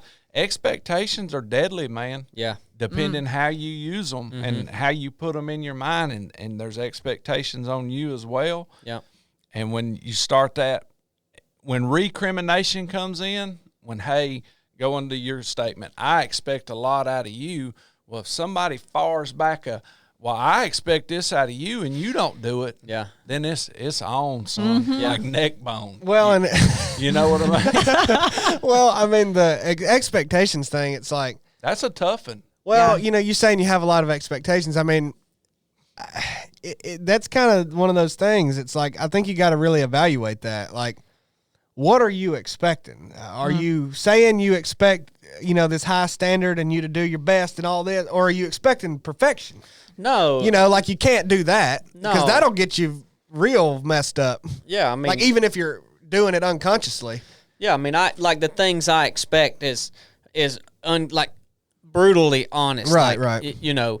Like those type more moral things, and not that was the cause of anything. But I'm saying I do have that, and I try to be the example of that. But just when they fall in those things, I don't berate them. That's not often what makes me. I don't think that's often what makes me angry with them. But I also think that it's because you're with them for the rest of your life. If any of y'all do something to aggravate me, then I can probably just be like, well, after, Wednesday, I won't see him again for a few days, so ain't no big deal. But if Kat or the girls does something and it's this ongoing thing, it's hard to bear with it when you're living with them. Yeah, imagine if you had to live with me, Blake. Yeah, I mean, we probably have to have a couple conversations, I think, he wouldn't be able to do it. Too, like, I think we underestimate, like, this sound deep, like our subconscious needs. within like our family unit. Like I think especially your spouse can meet so many of your needs. And for me, it's like if I'm not taking care of myself and like I can begin to rely on Chad too much to meet my needs, to feel valued, to feel special, to feel validated in something I'm mad about, to feel, and it's like, I think that can be a point of contention for me too. Like if he's not giving me enough attention, or if he's not, this is a random example, but like we do, you can't deny, we do rely on our family and our spouses for emotional support and encouragement and love. And if they're having a bad day and they're not giving you that, it's so easy to get bristled up and like, you know, pissed off about it. Yeah, and oftentimes if you reflect on, I just, you know, recognize this even recently, the actions maybe even of like our kids that would aggravate you or be like, why are you doing this? A lot of times, well, just this is an example. The other night, we were just sitting in the living room, and we just had like, Blakely for some reason turned on this just like relaxing piano music on the TV. And so they came in there, and we were just sitting there not talking or doing anything, and I just, called Blakely over, and she laid with me on the couch, and I rubbed her back, and, we just laid there. And she loves to be close to people. She loves to hug and touch and just be, that's kind of how she feels loved. And so we just laid there for like 45 minutes. And the rest of that night, the next day, she was like almost like a totally different kid. Mm. And it just made me think like, man, I'm failing her because she wants this. Like, she doesn't know that's what she wants, but that's what she wants and needs. Mm-hmm. And I'm not giving it to her. And so she's acting out in all of these other ways. And she's not old enough to put all of that together. That's on me to put that together and provide that for her so that she's not having to deal with things she shouldn't have to deal with right now. And so a lot of the things that happen that I realized are causing me aggravation and are causing all of us aggravation are probably because of something we're not doing or that we're doing wrong ourselves. But I don't know how you figure that out. Like, I know that about her, and I didn't do that to try to change her, but I did that and saw a change, and so I learned it in that way. But it's like, man, I'm letting them down. I'm letting them down. Like, She shouldn't have to be struggling with all, these emotions or things that she's feeling or acting out or the stuff that she's doing. I truly think it's because she's not being fulfilled in that way, and like there was just that part of her missing. I'm not saying this is emotionally damaging to her, or she's going to have some trauma about it, but I'm saying that I'm not serving her the best way that I can and that I know I should. And so that example shows me that, it's something that I'm doing wrong myself, or that I'm not doing right, however you want to word it. So many times that's the problem. Yeah. Sorry. I think for me, looking back, especially when the boys were younger, like my biggest issue was ego. Like when I would be the meanest to the ones I love, like, I've taught you this, so you mean to tell me you intentionally took what I've taught you and you're throwing it to the wayside. Mm-hmm. How dare you? Yeah. And then go on. So even with my wife, I've provided you this, but yet you've dwindled it away for whatever reason. How dare you? Mm-hmm. Yeah. That ego. And I struggle with it when I pull in that driveway. I got a different ego than I do in this podcast studio, and I struggle with it every single time. Mm-hmm. You feel the perceived burden that you're taking care of this entire compound. The entire Cornelius compound is all on my shoulders. Yeah. You know what I mean? And sometimes you feel like you got to rule with an iron fist, but really you don't. Right. Really, you don't. Yeah, I think I'm just going to start saying when those things come up that aggravate me, I'm just going to say, that's okay. I love. Hey, I'm having this. This is going on. This, I feel like this. I want this. I want that. Why this? That's okay. You know what my papa used to say when we was little kids doing stuff like that and whatnot, and I don't know what it means, but I've started using it here recently with the boys and my nieces and nephews. They want something, or they've got this grand idea, and I've been, no, you ought not do it, and they'll be like, well, Daddy, you don't do nothing, and you just, blah, blah, all you worried about is CrossFit now. My papa used to say, well, roll on, long head. I don't know what it means, but that's what I say now. Well, roll on, long head. What you said, Blake, about Blakely, it was like a few months ago, Chad and I were in just a little spell of not connecting, and I would come home every day frustrated with him, and he was frustrated with me. And I think we went, I don't know if we went to marriage counseling or just I was individual therapy, but somebody challenged me. They were like, well, what makes him feel loved? Like what? And I was like, well, when I make him dinner, it makes him happy. And they were like, well, why aren't you doing that? And I was like, well, I'm mad at him. Like he's not doing anything for me. So like, why should I do the thing that makes him? And it was my therapist. She was like, I challenge you for a week, no matter what Chad does to you or what you perceive he's not doing, just make him dinner. See what happens. Y'all, he became a totally different person. Yeah. And I didn't even tell him that I was playing this little experiment on him. It's like what you said, Blake, about like you did that for Blakely, and then the next few days she was different. And it's like if you can find out what the people around you need and selflessly do that for them, you are going to have a much better experience at home. Yeah. Like you are doing it for yourself. You're doing it for them, but you are going to benefit. Yeah. Somebody, I know all these guys on here are going to be like, that's right, get in the kitchen. Get on the pots. Yeah. Shut up. We done told you. Yeah. Get in there. You know the deal. Cook your man some supper, somebody said. Well, a lot of the stuff we've even talked about today, if you really boil almost anything that you've got going on, if you boil it down, a lot of times it ends up in pride, selfishness, or fear. Yeah. If you just keep digging and why, it boils down to one of those three things. And pride, sometimes a lot of times hard for me to put my finger on. I know I've got plenty of it, but I can a lot of times recognize my own selfishness. And man, I'm selfish. Mm-hmm. I mean, dude, I can't even believe he said that. Well, yeah, because he's the most selfless person I know. Me too. I mean, no, but yeah.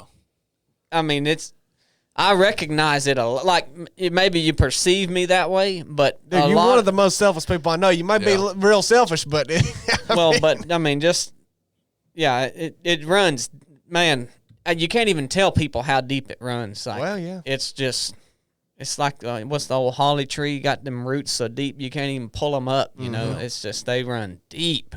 The selfishness runs deep. That's interesting. I was talking to somebody this morning about a struggle. They've adopted kids, and they were saying you'll never find out how selfish. I don't know if he used the word selfish. I think he said like bad, just inherently bad we are until you try to do something good. And I think he referenced Mere Christianity said that. Like, you won't find out how bad you are until you do something good.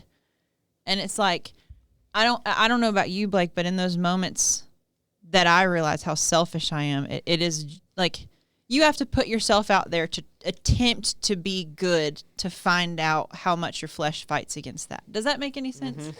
Well, and you don't really evaluate a man on how selfish or selfless inherently he is. You evaluate on how much he puts that aside.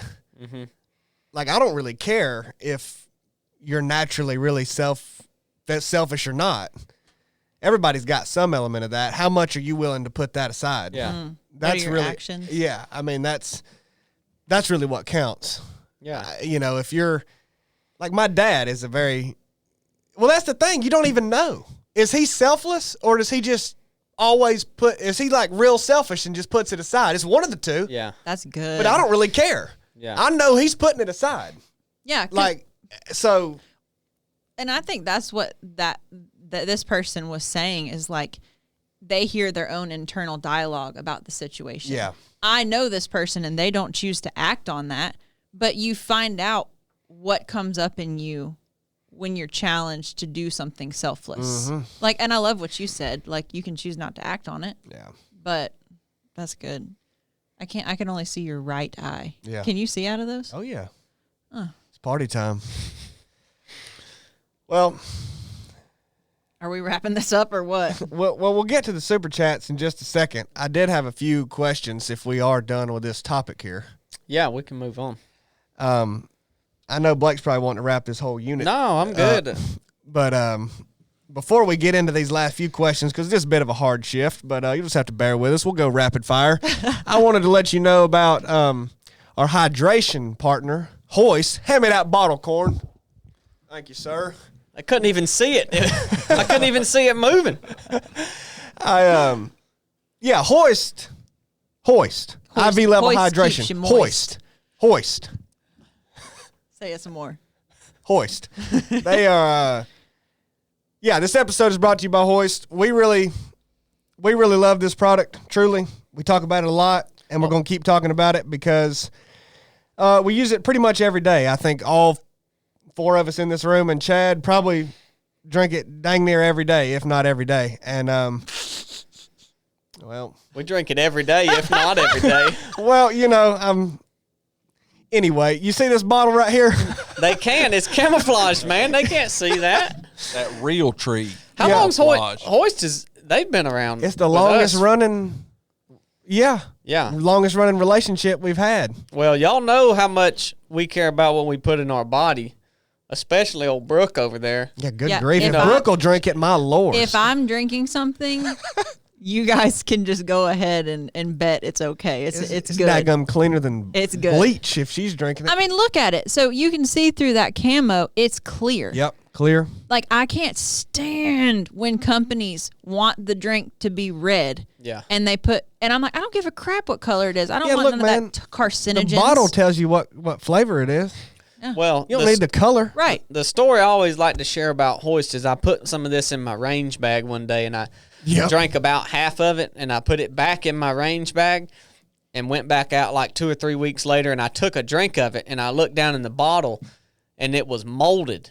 And I thought, son, Yep. that sucks. And then I thought, well, it's actually good because it's not full of preservatives and crap to keep it Yeah. from Yeah, man, doing y'all that. don't freaking know what that means. It means it ain't got preservatives. Exactly. I had a loaf of Wonder Bread one time live in a trash can a whole summer, and that junk looked the exact same. Yeah, now why you think that is, huh? Yeah, so it's got preservatives. If it molds, it's good. That's a Well, good thing. Hoist is sponsored with or partnered with Realtree. yeah, tell me about that, Blake. What's the On deal? this. Why is this daggum bottle camo? Yeah, they rebranded their orange flavor to Blaze Orange, and this is Realtree's new camouflage pattern. And what I'm excited about with this is now y'all know how good of bottles these are to bring hunting with you. Oh, they way better now. Now, the deers ain't gonna be able to see the bottle when you bust it out and you got to take a leak. There you go. See, you bring 2 bottles of Hoist into the tree stand with you, all right? One to drink out of. One is after you've done climbed up your climbing stand and sweated up a storm, and you got to replenish your electrolytes. Well, so you only need 1 bottle then. No, you got to wait now. Oh. All right? So you bring 1 full, 1 empty, Chili. Well, once you drink the one that's full, it'll be empty. You don't dingbat. down the whole thing. Oh. So you just drink about half Okay. when you get up there, and you let that absorb, kind of soak in. All right. Look, I'll just and then bring- you got to pee in a little bit, and so you could use your camouflage bottle, wide mouth bottle. For Corn, in case he's got a doo-doo. Well, I got to have a spit bottle too. See, so corn. Corn needs 3. If you show enough dirty though, if you dirty in the woods, you can spit and pee in the same bottle. Oh, Okay. Wait, I mean, if so you a that soldier, ain't cross-contamination? If you a soldier, that ain't cross contamination. you know, I'm wanting to, I'd like to get my spitting done first. if you a soldier, bro. You got to spit the entire. No, hunt. I'm gonna spit on the front end. So Pee at the end. if you're dirty in the woods, that's Yeah. a good thing, If you right? a soldier, You straight dog. yeah. If you dogging it out there, If you're carrying that bottle in the woods, you definitely a soldier. Well, I tell you what, I think I carry 2 bottles. I'll carry 2 full. I'll drink me one when I get to the stand, pee in it. Then when I walk back, drink that last one. Well, That's also, how I'll do it. Also, your body absorbs this a lot better than water, right? So you don't have to pee as much after drinking hoist as if you were to drink water. Well, now that's- I had this with a bowl of chili the other night, and it was good. Well, I tell you what, about that absorption, of course, man, you really ain't supposed to pee as much as we pee, man. I'm I dead know, serious. man. I've been What? peeing a bunch No, all my life. I'm dead serious. When you drink hoist, yeah, you're getting the right ratio of electrolytes. You stay moist. You don't, Brooke. You ain't got to just piss all the time. Whoa, piss! If you drinking the right ratio of electrolytes, Yeah. what you doing when you peeing and it looks just like water. It's because you too much water. That's what it is. Everyone trying to drink 2 gallons of water a day. That's Something's too got much, to give. man. I'm tired of peeing. Yeah. We got to find a different track, man. Oh, so They don't open them bathrooms at that track. Corn gonna need a Yeah, catheter. I'm gonna I need tell a you what. dang- But anyway, Hoist. We like this new bottle. Partnership with Real Tree. Thank you for sponsoring this episode. what And flavor is that, chili? Blaze Orange. What is Blaze it? Oh, it orange. tastes like oranges. Yep, Blaze Orange. Camouflage, that's turkey season. That's Yep. the flavor. Turkey Yep. season. They So should've thank y'all. renamed it. Thank you, Hoist, and thank you guys for supporting Hoist. Check them out at drinkhoist.com. Saved it. Yes, sir. Really quick, we went on a run. Y'all talking about peeing too much. Chad pees more than any. Y'all know this. Oh, it's- more than it's any ridiculous. human. And I'm like, you need to go get your prostate looked at. The other day we ran 2.5 miles. That man stopped and peed 4 times. Yeah, I think it was. It was either 3 or 3 during the middle, 4 at the end. Yeah. I'm like, we haven't even hit 4 miles, and Just you're prostrate. Well, he peeing is. once every mile. Does anyone know what time Chad's getting in the Land Cruiser to head back to North Korea? Because he called me during this. I wonder if I should call him back. Yeah, he's, you know how he is. He can't be, there were some of them questions we were answering. He didn't think we were doing a good job, so he wanted to chime in. I mean, look. I feel like he's gonna have FOMO if people like this episode and they share it a lot. Like if this episode gets shared more than episodes with him on it, he's gonna be very upset. Well, that's not good. Don't worry about that. You don't think that would happen? No. Did you But- have another question, Chili? But that's okay. Yes, our man Keith from the Rop Course. Keith Thompson, Yes. the boxer. Yes. He asked if everything, this is in reference to, I believe, last week, and it was a conversation that me and Chad had. If everything isn't a conspiracy / propaganda ploy, but we know so much is, how do we discern?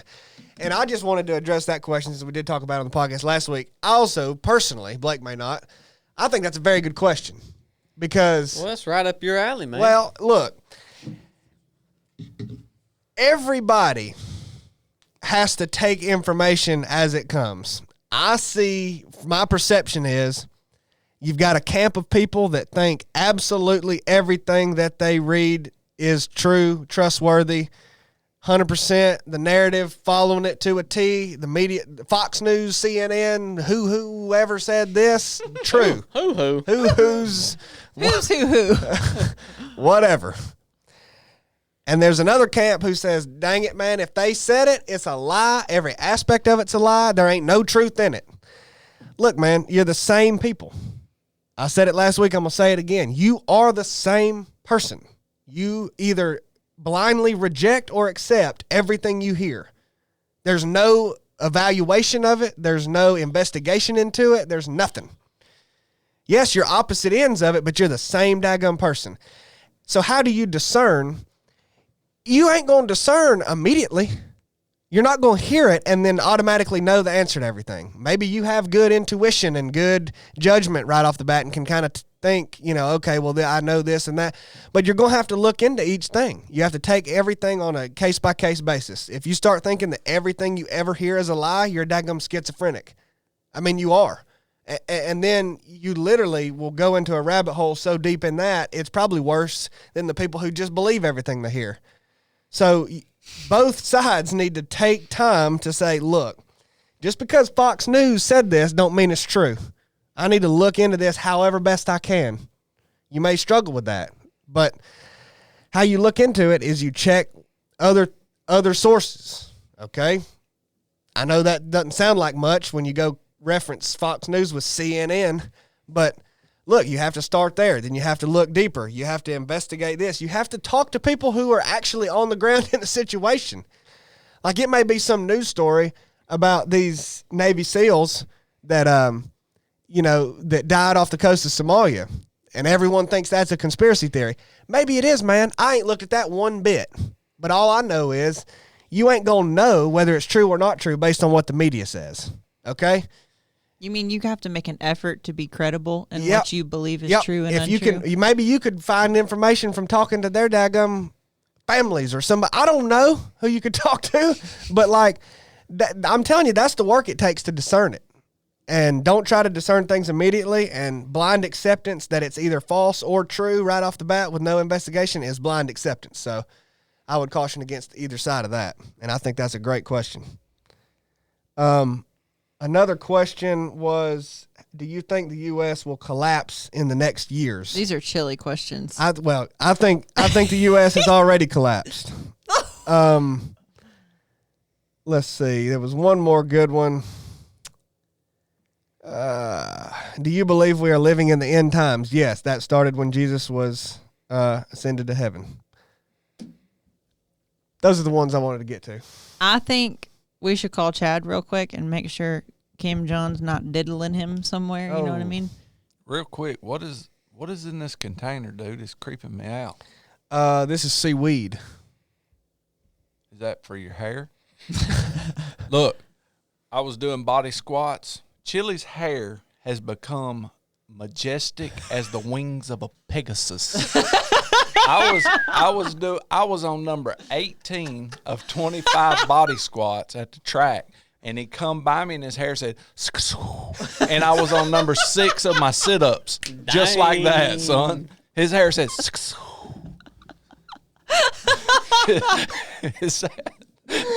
well, I have been using this new shampoo with hemp in it. You mean you're washing your hair? How about that? It doesn't look like you've washed it. Well, I hadn't in a few days now. Back when I had long hair, this lady, this is a funny story. It's not funny what caused it, but this lady would have seizures. And she had one in the gym. They cut the lights out. Yeah. And she was laying there. And so I was walking over to, just like, hey, do y'all need anything? And she was kind of coming to. But I was walking up from where the double doors are. It's sunny outside. And so I was backlit.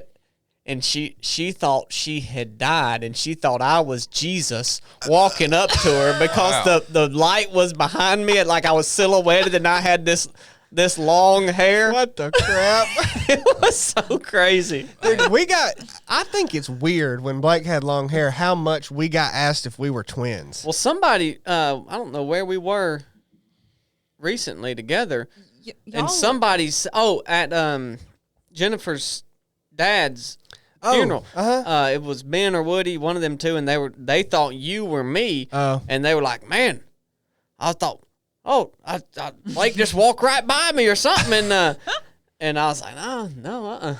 And they was like, I didn't realize your hair had gotten cut. Yeah, man. See, I'm telling you, like, I don't think real twins just walk down the street and get asked if they're twins as much as me and Blake did. Yeah. Oh, because y'all look more alike than him and Chad look alike. That's in my true. opinion. Can we just talk about real quick that at the funeral, like at Jennifer's dad's funeral. Didn't you want to call Chad? Yes, real quick. Look, You're you doing just, a bunch of things you real just, quick. We You dragging just this said on. I know what something. you're going to try to talk about. My hair was looking rough. That's fine. No, we were all looking rough. That's what I was gonna say. Yeah. I was gonna say I had no nice clothes, so I was the only one wearing jeans. And then Chad and I sit down. He looks rough. He hasn't washed his hair. It's nasty. Mm-hmm. We sit down and look at y'all, and y'all look like a bust can of biscuits. It's Like bad. Blake's hair was terrible. Chili's hair was so oily it looked like it was stuck in one direction, and everybody else in that place looked pristine. Yeah, it was wild. Well, Well, look, you know, we We're also like don't the have dirty friends. Well, yeah, and we don't have. You know, we didn't do well with our attire. We're feral. Look, we're feral, and that's Eating seaweed. I know. Look, Jennifer and James, we love them, and they love us, and they don't care what we look like. Oh, they don't care. I thought it was kind of humorous. All right, I'm calling him. Well, call him real quick. Don't rush me. Is Hurry it up. that one going? Yeah. Okay. Sure. Okay. Don't rush me. That's kind of loud. Yeah, it is loud. Whoa, y'all ain't got them headphones on. Can you go What's down? going- No, go ahead. Better. You can turn it down on your phone if you need, bro. Doesn't work. Look, now he's in the airport. What? He's He's in North flying? Korea. Is he flying? I thought he was driving. He done text me. Your call has been forwarded Yeah, to he He done. mu- he I must told have- you he wasn't going to answer. He He done. must be held captive. He He must done be told me. captured. He done told me where he was at. Kim Jones diddling him right now. Yeah, All right. he's in the airport. He's in. Blake. No, I'll tell you. You know that room they bring you in the airport. Wait, what are you talking about? He's not. You said he's driving back. Yeah, they done stole his car. I'm talking about they drug him to TSA. Blake's about to hit you with something. He's ready to go. You better let me read these super chats, or Oh yeah. Look, he just Pick texted them. me. You got YouTube? Got anything? super chats. All right. That's what they got. Let's hear it. Okay, so $10 from Ryan Hewison. So that was his first super chat. Nicholas, Thanks, Ryan. I Going don't. back from the beginning, Brooke. Yes, Oh, Nicholas. Did we always do this? Don't we? yeah. Just roll on, Chili's. Yeah. You guys are upsetting me. Nicholas Z. Gradick, $5. Here's $5 for my beard fund. Trying to grow a beard like Chad's. Derek Carswell Got to up that testosterone, buddy. gave $5. He said hashtag bring Chad home. Somewhere in Texas gave $10. Love you guys. Dave Bales gave $19.99. Dang, Dave. Be Dave. Fear the beard. They like how I said that like that. Did you hear that? Did you hear the way I said it? Like a soldier. Jesse Porter, oh yeah, gave $5 just in case y'all didn't hear before. This is for that hottie corn. Thank you, Jesse.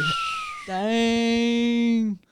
Alpha Ranch Militia Arm, good Lord, gave $4.99 and they said hype. Little Virgil gave $1.99. Little Virgil. Virgil. He's always in there. Matt likes to run. Gave is that Matt? We know that's $4.99. Gonna be in your AO end of March, beginning of April. Been a while since I've seen any of you in person. Would love to do lunch if it fits schedule. Heard. Sean Hertz gave $5. Thank you, Sean. Sean Wright Thank you, Sean Wright. gave £5. Chili, my T-shirt and stickers landed safely here in England this week. Well, praise the Lord. God bless y'all. Good grief. Some people's have not, so I'm glad to hear that, Sean. Mad 9 mil gave $1.99. Love the show. Keep doing what y'all feel is right. Brandon Nesson gave $9.99. Love what y'all are doing. Thank you. Justin Milford gave $20. Good grief, Justin. Thanks, Justin. Old Justin. Justin's been out 10, training, man. He's 10, been- 10. He said, Brooke, as an addict myself, I've learned that we literally have to rewire our brains, and it takes time, effort, and the refusal to quit in spite of anxieties. Keep moving, sister. Our love will dwindle. Our anxiety will dwindle in due time. Love y'all. Hold on, I have a Love's call gonna coming dwindle. in. Hello? What the heck? Are you guys still on the podcast? Yeah. What? We haven't been held back by your freaking overwhelming speech. You know, we've been able to all speak freely. We haven't gotten sassed or I've been eating seaweed. said anything mean to us. We're reading You guys are super chats. What is man. this like? What are you guys doing? Like a podcast marathon? Babe, we just got a super chat from Garrick, 1999. He said, "Love you, best podcast ever."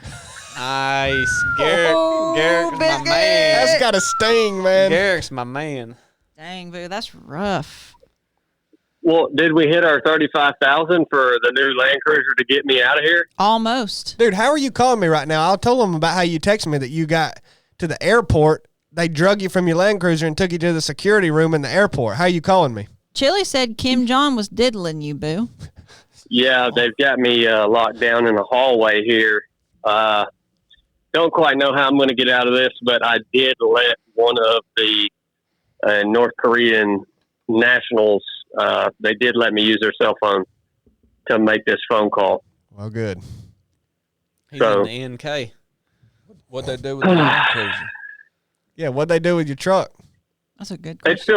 It's still sitting on the border. They can't get it to start either. The U.S. North Korea border? Yeah, the U.S. North Korea border, they can't get the Land Cruiser to start either. And unfortunately, the North Koreans are too dumb to know how to take the emergency brake off. Just put Hillary on that, boo. She'll take care of you. Yeah. All right. Well, that's the update. Okay. Well, that was good. Thanks, buddy. If you don't let Brooke finish reading these super chats, Blake's going to kill you. Blake's going to explode. So I'm all right. I'm hanging up. We love you. All right. See you guys. See you, YouTube. Bye. Okay. Jason Aberwald, $4.99. Thanks for encouraging me to seek Christ. For what does it profit a man to gain the whole world and forfeit his soul? Mark 8:36. And other than Garrick saying the best podcast ever, that's it. I think Mike Smells wasn't on today. You gonna bring that up, man? You gonna bring that up? Mike Smells. Dad, boom! Well, we appreciate all them super chats. Yeah, that means a lot to us. Yeah, it really does. It does. For sure. Thank you, guys. I think we did pretty good, personally. Like, without Chad, just keeping it flowing, you know?